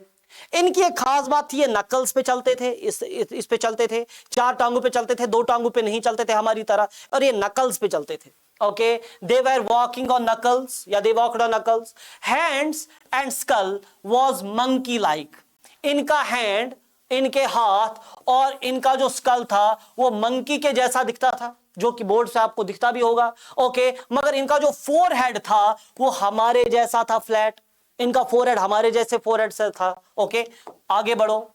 इसके बाद जो आया था रेमापाइथिकस आया था। रेमापाइथिकस फर्स्ट मैन लाइक क्रिएचर माना जाता है, जो डिस्कवर किया गया था इंडिया के शिवालिक हिल से, और ये अफ्रीका में भी पाया गया था, इसके फॉसिल्स देखे गए थे, और यूरोप से भी इसके फॉसिल्स निकाले गए। ये 2 लेग्स पे चलता था, बाइपीडल locomotion.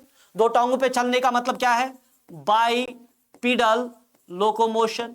Okay, now also called as subman इसको सबमैन भी बोलते थे। ये 4 फुट से ज्यादा लंबा नहीं था। ओके, और इसका जो डेंटिशन है, डेंटिशन का मतलब दांतों का जो पैटर्न इसका है, वो सजेस्ट करता है कि इसने नट्स खाए होंगे, या ये नट्स खाता था और सीड्स खाता था और ये ग्रास खाता था। हर्बीवोर था, नट्स खाता था, सीड खाता था और ग्रास खाता था। ये साहब, जिसका नाम क्या था? रेमापाइथिकस। ओके, उसके बाद आ गया एक और, आई एम नॉट श्योर कि आपको ये इंसान दिख रहा है क्या। ओके, ये ऑस्ट्रेलोपाइथिकस था। ऑस्ट्रेलोपाइथिकस में कुछ चीजें आपको बहुत जरूरी याद होनी चाहिए, कुछ चीजों के बारे में आपका ध्यान होना चाहिए। ऑस्ट्रेलोपाइथिकस, सबसे पहले ये साउदर्न एप भी इसको कहा जाता है, राइट। इसको फर्स्ट मैन भी कहा जाता है, और इसको फर्स्ट मैन एप, सॉरी, इसको फर्स्ट मैन एप कहा जाता है, और इसको नियर मैन भी कहते हैं। नियर मैन इसको बोलते हैं, फॉर एग्जाम्पल साउदर्न एप, इसको फर्स्ट मैन एप बोलते हैं। Okay, it could walk and run on 2 legs, right, but knees were kept in bent position. ये 2 टांगों पे चलता था, राइट। अच्छा, पहला वाला नकल्स पे चलता था, उसके बाद जो दूसरा आया वो क्या चल, वो लेग्स पे चलता था, लेग्स पे। ओके, और ये जो तीसरा है, ये 2 टांगों पे प्रॉपरली चलता था, यानी इसकी बराबर ये 2 टांगों पे चलता था, बाइपीडल लोकोमोशन। मगर बाइपीडल लोकोमोशन में इसकी जो नीज थी वो बेंट होती थी। क्या होती थी? पूरी तरह से वो इरेक्ट नहीं चलता था, इसकी नीज बेंट होती थी।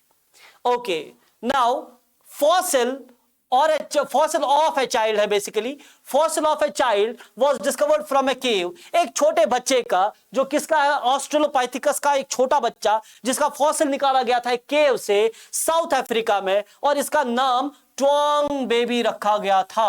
Okay, it's actually TAUNG, typing errors हैं कहीं कहीं पर, ट्वांग बेबी। ओके, इसका नाम ट्वांग बेबी रखा गया था, right. This species was named Australopithecus africanus. Okay, ये स्पीशीज कौन सी थी? ऑस्ट्रेलोपाइथिकस अफ्रीकानस, और इसका फॉसिल निकाला गया था बेबी का, उसका नाम क्या था? Taung baby, right. Important point, very important point, important point. दूसरा, it's considered that it's a missing link between apes and hominids। ऐसा माना जाता है कि ऑस्ट्रेलोपाइथिकस एक मिसिंग लिंक है। आपको पता है, जब एक फॉर्म ऑफ द लाइफ दूसरे फॉर्म ऑफ द लाइफ में इवॉल्व होती है, ये बीच में एक इंटरमीडिएट स्टेज में कन्वर्ट होती है, जो ना टाइप ए के साथ मिलती है, ना ही टाइप बी के साथ प्रॉपरली मिलती है। इसको कनेक्टिंग लिंक बोलते हैं। लेकिन अगर ये एक्सटिंक्ट है, फिर इसको मिसिंग लिंक बोलेंगे।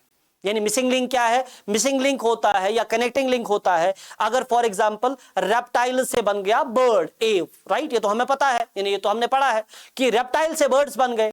लेकिन एक ऐसा ऑर्गेनिज्म आया जो ना पूरी तरह से रेप्टाइल है, ना पूरी तरह से बर्ड है, तो मानते हैं कि एक इंटरमीडिएट स्टेज है। अब अगर ये आज लिविंग है ऐसा ऑर्गेनिज्म, इसको बोलेंगे कनेक्टिंग लिंक। लेकिन अगर ये लिविंग नहीं है, ये एक्सटिंक्ट है, अब इसके फॉसिल्स मिले, ये है बेटा कौन सा? Missing link. Connecting link, missing link, 2 अलग चीजें। तो माना जाता है, क्योंकि अब हम जिनकी बात कर रहे हैं तो फॉसिल्स हैं सारे के सारे, तो माना जाता है कि जो ऑस्ट्रेलोपाइथिकस है ये मिसिंग लिंक है एप्स और ह्यूमन लाइक होमिनिड्स के बीच में, राइट। नाउ दूसरा इंपॉर्टेंट पॉइंट जो है वो मैं आगे बताऊंगा, that's the last point. There were 2 species of the Australopithecus. Australopithecus की 2 स्पीशीज बताई जाती हैं, that's Australopithecus africanus and Australopithecus afarensis. 2 species है। नाउ अगर फॉसिल की बात करेंगे, एक और फॉसिल पाया गया था, वो अब बच्चे का नहीं था। पहला किसका था? बच्चे का। उसका नाम क्या गया था? लिखा गया था ट्वांग बेबी। लेकिन दूसरा फॉसिल जो मिला वो एक फीमेल का मिला, और ये जो फीमेल थी ना, फॉसिल ऑफ ए फीमेल, मगर ये फीमेल कौन सी वाली स्पीशीज से थी? एफेरेंसिस। पहले वाला जो ट्वांग बेबी था वो किसका था? अफ्रीकानस स्पीशीज का। और जो फीमेल मिली किसकी थी? शाबाश, एफेरेंसिस की। तो फीमेल फॉसिल ऑफ एफेरेंसिस या ऑस्ट्रेलोपाइथिकस एफेरेंसिस वाज डिस्कवर्ड एंड इसका नाम रखा गया था ल्यूसी। क्या रखा गया था? ल्यूसी। हो सकता है कभी कभी आपको बोला जाए ल्यूसी इज डैश, नीचे आपको 4 कंडीशंस बताई जाएंगी, और ये असल में ऑस्ट्रेलोपाइथिकस का एफेरेंसिस स्पीशीज का फॉसिल निकाला गया था, जो फीमेल का फॉसिल था। ओके, सो ल्यूसी असल में इसका नाम क्यों रखा गया था? क्योंकि उन दिनों जो खुदाई कर रहे थे, जो मजदूर थे वगैरह थे, तो उन दिनों मशहूर बैंड था वेस्ट में, ओके, उसका नाम था ल्यूसी बैंड। उनके सॉन्ग्स गा गा के वो काम कर रहे थे, और जब ये मिला तो इसका नाम भी लूसी रखा गया। बहुत इंटरेस्टिंग स्टोरी है, आगे बढ़ो। ओके, नाउ होमो हैबिलिस, ये जो बंदा है होमो हैबिलिस है, it is first early true man या फर्स्ट ह्यूमन लाइक होमिनिड, इंसान के जैसा दिखने वाला होमिनिड पहली बार आया होमो हैबिलिस, ठीक है ना, पहला होमो हैबिलिस, पहला hominid, right. Also known as tool maker, क्योंकि ये अपने हथियार बनाता था, अपने वेपन्स बनाता था स्टोन्स को तराश तराश के, राइट। ओके, इसको एबल मैन भी बोलते हैं या इसको प्लीस्टोसीन मैन भी बोलते हैं, ये नाम बड़े इंपॉर्टेंट है। प्लीस्टोसीन मैन बोलो, इसको एबल मैन बोलो या टूल मेकर बोलो। Okay, it use the chipped tools of the stone, chipped tools यानी तराश तराश के इसने स्टोन टूल्स बनाए होते थे, right. And it was herbivore, ये हर्बिवोर था। ओके, ये भी अभी मीट या फ्लैश नहीं खाता था, और अभी इनमें से कोई भी ऐसा नहीं था जो मतलब फेदर वगैरह वाला कुछ जैकेट वगैरह जिसको बोलेंगे हम अपनी कंडीशन में, तो क्लॉथ्स नहीं पहनते थे। ओके, आगे बढ़ो, अब क्लॉथ्स कब आ गए, अब होमो इरेक्टस आ गया। होमो इरेक्टस भी अभी प्रिमिटिव ही है, इसको इरेक्ट मैन बोलते हैं क्योंकि पूरी तरह से इरेक्ट था, पूरी तरह से ये बाइपिडल था। प्रिमिटिव फॉर्म ऑफ स्पीच इसी में डेवलप हो गई। होमो इरेक्टस ने पहले पहले कुछ थोड़ा सा बोलना शुरू कर दिया, का खा का दादा। ओके, सो परफॉर्म्ड कैनिबलिज्म, ये कैनिबल्स थे, एक दूसरे को खाते थे, बड़े खतरनाक थे, ये एक दूसरे को भी खा सकते थे, तो कैनिबल्स थे। ओके, एंड ये मीट खाता था, फ्लैश खाता था, ये गोश्त खाता था। इट लिव्ड इन केव्स, ये केव्स में रहता था, और इसने पहली बार आग जलाना सीखा था। ओके, चकमाक जो व्हाइट स्टोन्स होते हैं उनको रगड़ने से पहली बार आग किसने जलाना सीखा इसमें। ओके, जिसका नाम क्या था, होमो erectus. Okay, now homo erectus जो है इसके 3 स्पीशीज है। पहला है होमो इरेक्टस इरेक्टस, जिसको आप बोलते हो जावा मैन, इसको जावा वैली से डिस्कवर किया गया था। दूसरा है होमो इरेक्टस पेकिनेंसिस, इसको पेकिंग मैन भी बोलते हैं, और पेकिंग मैन बीजिंग के नजदीक एक केव से पकड़ा गया था इसका फॉसिल। और तीसरा है होमो इरेक्टस हिडलबर्गेंसिस, एंड ये इसको हिडलबर्ग मैन भी बोलते हैं क्योंकि इसको हिडलबर्ग जर्मनी से डिस्कवर किया गया था। लेकिन तीनों एक ही हैं, that is homo erectus species के। होमो इरेक्टस तीनों हैं। अब पहला है इरेक्टस इरेक्टस, दूसरा है इरेक्टस पेकिनेंसिस, तीसरा इरेक्टस हिडलबर्गेंसिस, राइट। ओके, आगे बढ़ो। नाउ होमो सेपियंस, होमो सेपियंस अब आ गया। ये बड़ा खतरनाक मामला है कि होमो सेपियंस, ये जो नेंडरथाल्स मैन है, कुछ उसको मानते हैं कि होमो सेपियंस नहीं था, ये होमो इरेक्टस था, मगर हम कहते हैं कि ये होमो सेपियंस ही था, होमो सेपियंस का प्रिमिटिव फॉर्म। ये होमो सेपियंस नेंडरथाल्स जो था, इसको नेंडरथाल मैन भी बोलते हैं। क्या बोलते हैं? Neanderthal man. ये जो नेंडरथल मैन है, it lived between 1 lakh to 40,000 years ago. ये टाइम पीरियड में पहले भी आपको बता चुका हूं, तो इसमें ज्यादा मुझे टेंशन नहीं है। तो 1 लाख टू 40,000 ईयर्स एगो आ गया था नेंडरथल्स मैन, जो मैंने पहले वाले उस टेबल में आपको बोला कि जो मॉडर्न मैन है या जो फॉर एग्जाम्पल होमो सेपियंस है, वो आया था 1 लाख से 40,000 साल पहले। नाउ दे वर्शिप्ड सन, अब यहां पर सूरज की पूजा करना शुरू हो गया, सन वर्शिप करना। Okay, and started burying their dead. ये पहली बार मुर्दों को दफनाने का कॉन्सेप्ट नेंडरथल्स मैन ने डिस्कवर किया, या नेंडरथल्स मैन को पहली बार पता चला कि मुर्दों को दफना सकते हैं। हालांकि बीइंग मुस्लिम्स हमें पता है कि ये हाबिल और काबिल का वाकया, ओके, हजरत आदम अलैहिस्सलाम के 2 बच्चों ने या 2 बेटों ने, जब उनके बीच में लड़ाई हुई हाबिल और काबिल के बीच में, तो वो पहला शख्स था जो कत्ल हुआ और पहला शख्स जिसको दफन किया गया। ओके, आदम की औलाद में से पहला शख्स जिसको दफन किया गया हाबिल को। ओके, सो काबिल ने दफन किया हाबिल को, ये हम एज मुस्लिम्स जानते हैं, इसमें कॉन्ट्राडिक्शन नहीं है। लेकिन यहां पर साइंटिफिक जो जिसको बोलेंगे इवोल्यूशन के कॉन्सेप्ट में ये बोला जाता है कि होमो सेपियंस नेंडरथैलेंसिस जो है वो पहला शख्स था जिसने बुरियल ऑफ डेड किया था। हालांकि मैं यहां पर इस्लामिक टच नहीं देना चाहता था, लेकिन बहुत सारे ऐसे कमेंट्स जो हैं वो देखते हैं जिससे पता चलता है कि इस पे क्वेश्चंस रेज होते हैं कि ऐसा क्यों बोला जा रहा है। ऐसा इसलिए बोला जा रहा है क्योंकि एग्जाम यही लिखना है, simple. They lived in the caves as well as hut like structures. ये हट्स में भी रहते थे, केव्स में भी रहते थे। चलो जल्दी जल्दी से आगे बढ़ो, टाइम बहुत हो गया। दूसरा आ गया था होमो सेपियंस की जो दूसरी वैरायटी थी, ये था होमो सेपियंस फॉसिलिस, राइट। जब आप होमो सेपियंस फॉसिलिस या किसी को भी लिखोगे ना, तो याद रखो यहां टाइपिंग में बहुत सारी चीजें गड़बड़ हो जाती हैं। ये होमो सेपियंस फॉसिलिस जब लिखोगे तो फॉसिलिस का एफ स्मॉल लिखोगे, सेपियंस का एस स्मॉल लिखोगे और उसको अंडरलाइन करोगे। इसको बोलते थे क्रो-मैग्नन मैन, क्रो-मैग्नन मैन। अब क्रो-मैग्नन मैन जो था, इसका हेड जो था, it was for first time ऑर्थोग्नेथस।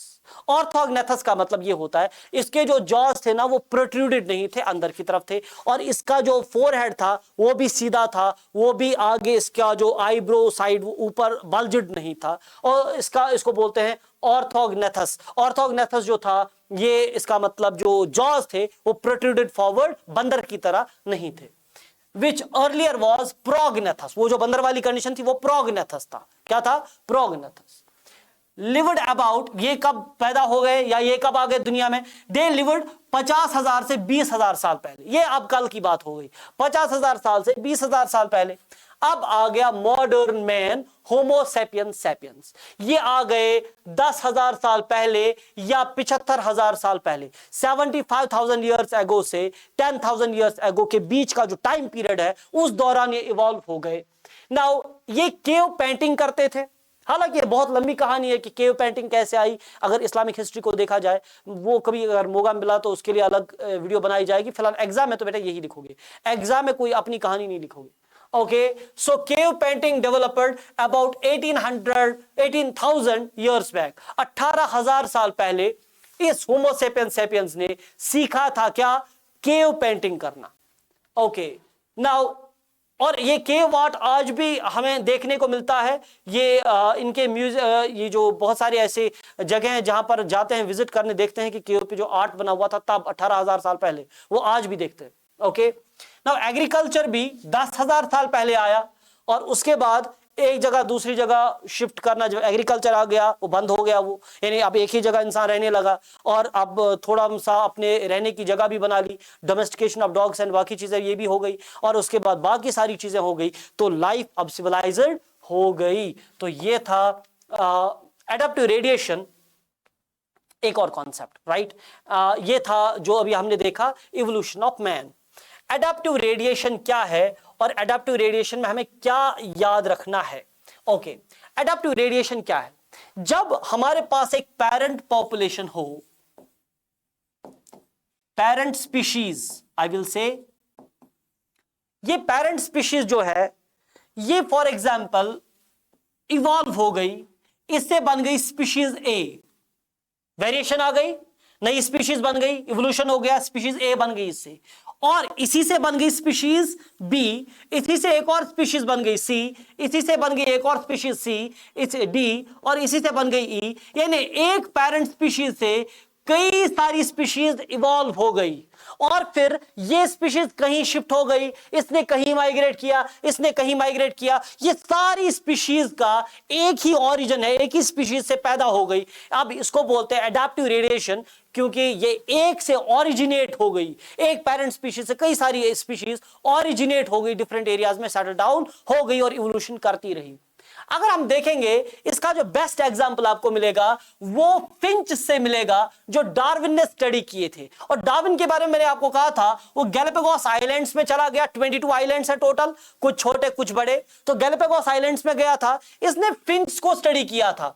इसने फिंच का जो बीक का पैटर्न है वो देखा, मेनलैंड पे कुछ है, उसके बाद दूसरे आइलैंड पे चला गया तो बीक का पैटर्न चेंज हो गया, तीसरे आइलैंड पे कुछ और ही है, चौथे आइलैंड पे बीक का पैटर्न बिल्कुल चेंज हो गया। तो मगर ये ओरिजिनेट कहां से हो गए? ओरिजिनेट ये एक पेरेंट स्पीशीज से हो गए, राइट। उसके बाद ये डिफरेंट डिफरेंट लोकेशंस पे चले गए, वहां वेरिएशंस लाते गए, और फीडिंग हैबिट पे, ईटिंग हैबिट पे डिपेंड करता है कि इनकी बीक कैसे बनी। ये जो बहुत सारी स्पीशीज बन गई एक पेरेंट स्पीशीज से निकल के, इसी को एडाप्टिव रेडिएशन कहते हैं। नाउ एडाप्टिव रेडिएशन का एक और एग्जांपल आपको देखने को मिलेगा, ओके, वो मिलेगा आपको Australian marsupials. Australian marsupials, marsupials तो आप जानते ही हो, मार्सुपियल्स क्या है? मार्सुपियल्स वो वाले मैमल्स हैं जिनके पास एक मार्सुपियम होता है, एक पाउच होता है जिसमें वो अपने बच्चों को रखते हैं, राइट। देखो पहले एक मार्सुपियल पेरेंट स्पीशीज था, उसके बाद वहां से इवोल्यूशन होके टाइगर कैट बन गया, और इसी से इवॉल्व होके बैंडेड एंट ईटर बन गया, इसी से इवॉल्व होके मार्सुपियल रैट बन गया, इसी से बन गया बाद में कैंगारू, और इसी पेरेंट स्पीशीज से वॉम्बैट बन गया, इसी पेरेंट स्पीशीज से बैंडिकोट बन गया, इसी से बन गया कोआला, इसी से मार्सुपियल मोल भी बना, और इसी से शुगर ग्लाइडर बन गया, और इसी से टास्मेनियन वोल्फ बन गया। ये सारी स्पीशीज एक ही ऑस्ट्रेलियन मार्सुपियल से, पेरेंट मार्सुपियल स्पीशीज से इवॉल्व हो गए। अब इसको क्या बोलोगे? इसको बोलोगे आप शाबाश एडाप्टिव रेडिएशन। आगे जब बढ़ेंगे हम देखेंगे, देखो अब एडाप्टिव रेडिएशन में देखा गया, अमेजिंग बात यह थी कि ऑस्ट्रेलिया के अंदर ये जो मार्सुपियल्स थे उनकी एडाप्टिव रेडिएशन हो रही थी, लेकिन ऑस्ट्रेलिया से बाहर देखा गया कि बहुत सारे और जैसे मैमल्स हैं, फॉर एग्जांपल प्लेसेंटल मैमल्स, वो वाले मैमल्स जिनके पास प्लेसेंटा होता है। अब मार्सुपियम अलग है, मार्सुपियल मैमल्स अलग हैं और प्लेसेंटल मैमल्स अलग हैं, और वो रह रहे थे ऑस्ट्रेलिया में, ये ऑस्ट्रेलिया से बाहर रह रहे थे। ये जो ऑस्ट्रेलिया से बाहर प्लेसेंटल मैमल्स रह रहे थे उनमें भी सेम एडाप्टिव रेडिएशन देखी गई, मगर इनमें सिमिलैरिटी पाई गई। सिमिलैरिटी जैसे अगर हम देखेंगे, ये हमारे पास है प्लेसेंटल मैमल्स, ये कॉलम प्लेसेंटल मैमल्स का है, और ये जो कॉलम है ये हमारे पास मार्सुपियल मैमल्स का है। जब हमने एडाप्टिव रेडिएशन इनका स्टडी किया, हमने देखा जहां पर प्लेसेंटल मैमल्स में मोल बन गया, वहां पर मार्सुपियल ने मार्सुपियल मोल बना लिया। सिमिलैरिटी, सेम पैटर्न, जब एंट ईटर बन गया प्लेसेंटल मैमल्स में तो नम्बैट बन गया, यानी ant eater in case of the marsupials, और जब यहां पर माउस बन गया प्लेसेंटल मैमल्स में तो यहां पर मार्सुपियल माउस बन गया था ऑस्ट्रेलिया में। जब आउटसाइड द ऑस्ट्रेलिया लेमूर बन गया था प्लेसेंटल मैमल्स में, तो inside the Australia spotted cuscus बन गया था। So spotted cuscus it was similar to the lemur, तो इसका मतलब पैटर्न तो सेम है ना। और जब यहां पर फ्लाइंग स्क्विरल बन गया था ऑस्ट्रेलिया से बाहर, किन में? प्लेसेंटल मैमल्स में, तो ऑस्ट्रेलिया के अंदर जो हो रहा था वो फ्लाइंग फेलिंजर बन गया, राइट। और यहां पर बन गया बॉब कैट, यहां पर बन गया टास्मेनियन टाइगर कैट, यहां पर बन गया था wolf in case of the placental mammals, लेकिन यहां पर ऑस्ट्रेलियन मार्सुपियल्स में टास्मेनियन वॉल्फ बन गया। तो इनका पैटर्न कुछ कुछ सेम था ना। जब दो अलग एडाप्टिव रेडिएशंस का या इवोल्यूशन का जो जिसको बोलेंगे ना बेसिक प्लान सेम हो, या पैटर्न सेम हो, और सेम तरह की एडाप्टिव रेडिएशंस डिफरेंट एरियाज में पाई जाए, तो इसका मतलब इस तरह की एडाप्टिव रेडिएशन से जो इवोल्यूशन होती है उसको बोलते हैं it is convergent evolution. It is convergent evolution. Convergent evolution का मतलब जब दो एडाप्टिव रेडिएशंस एक एरिया में हो रहा, दूसरा इस एरिया के बाहर हो रहा है, कहीं और हो रहा है, लेकिन इनका पैटर्न सेम हो और सेम तरह के रिजल्ट्स मिल रहे हैं, ये कन्वर्जेंट इवोल्यूशन है। क्या है?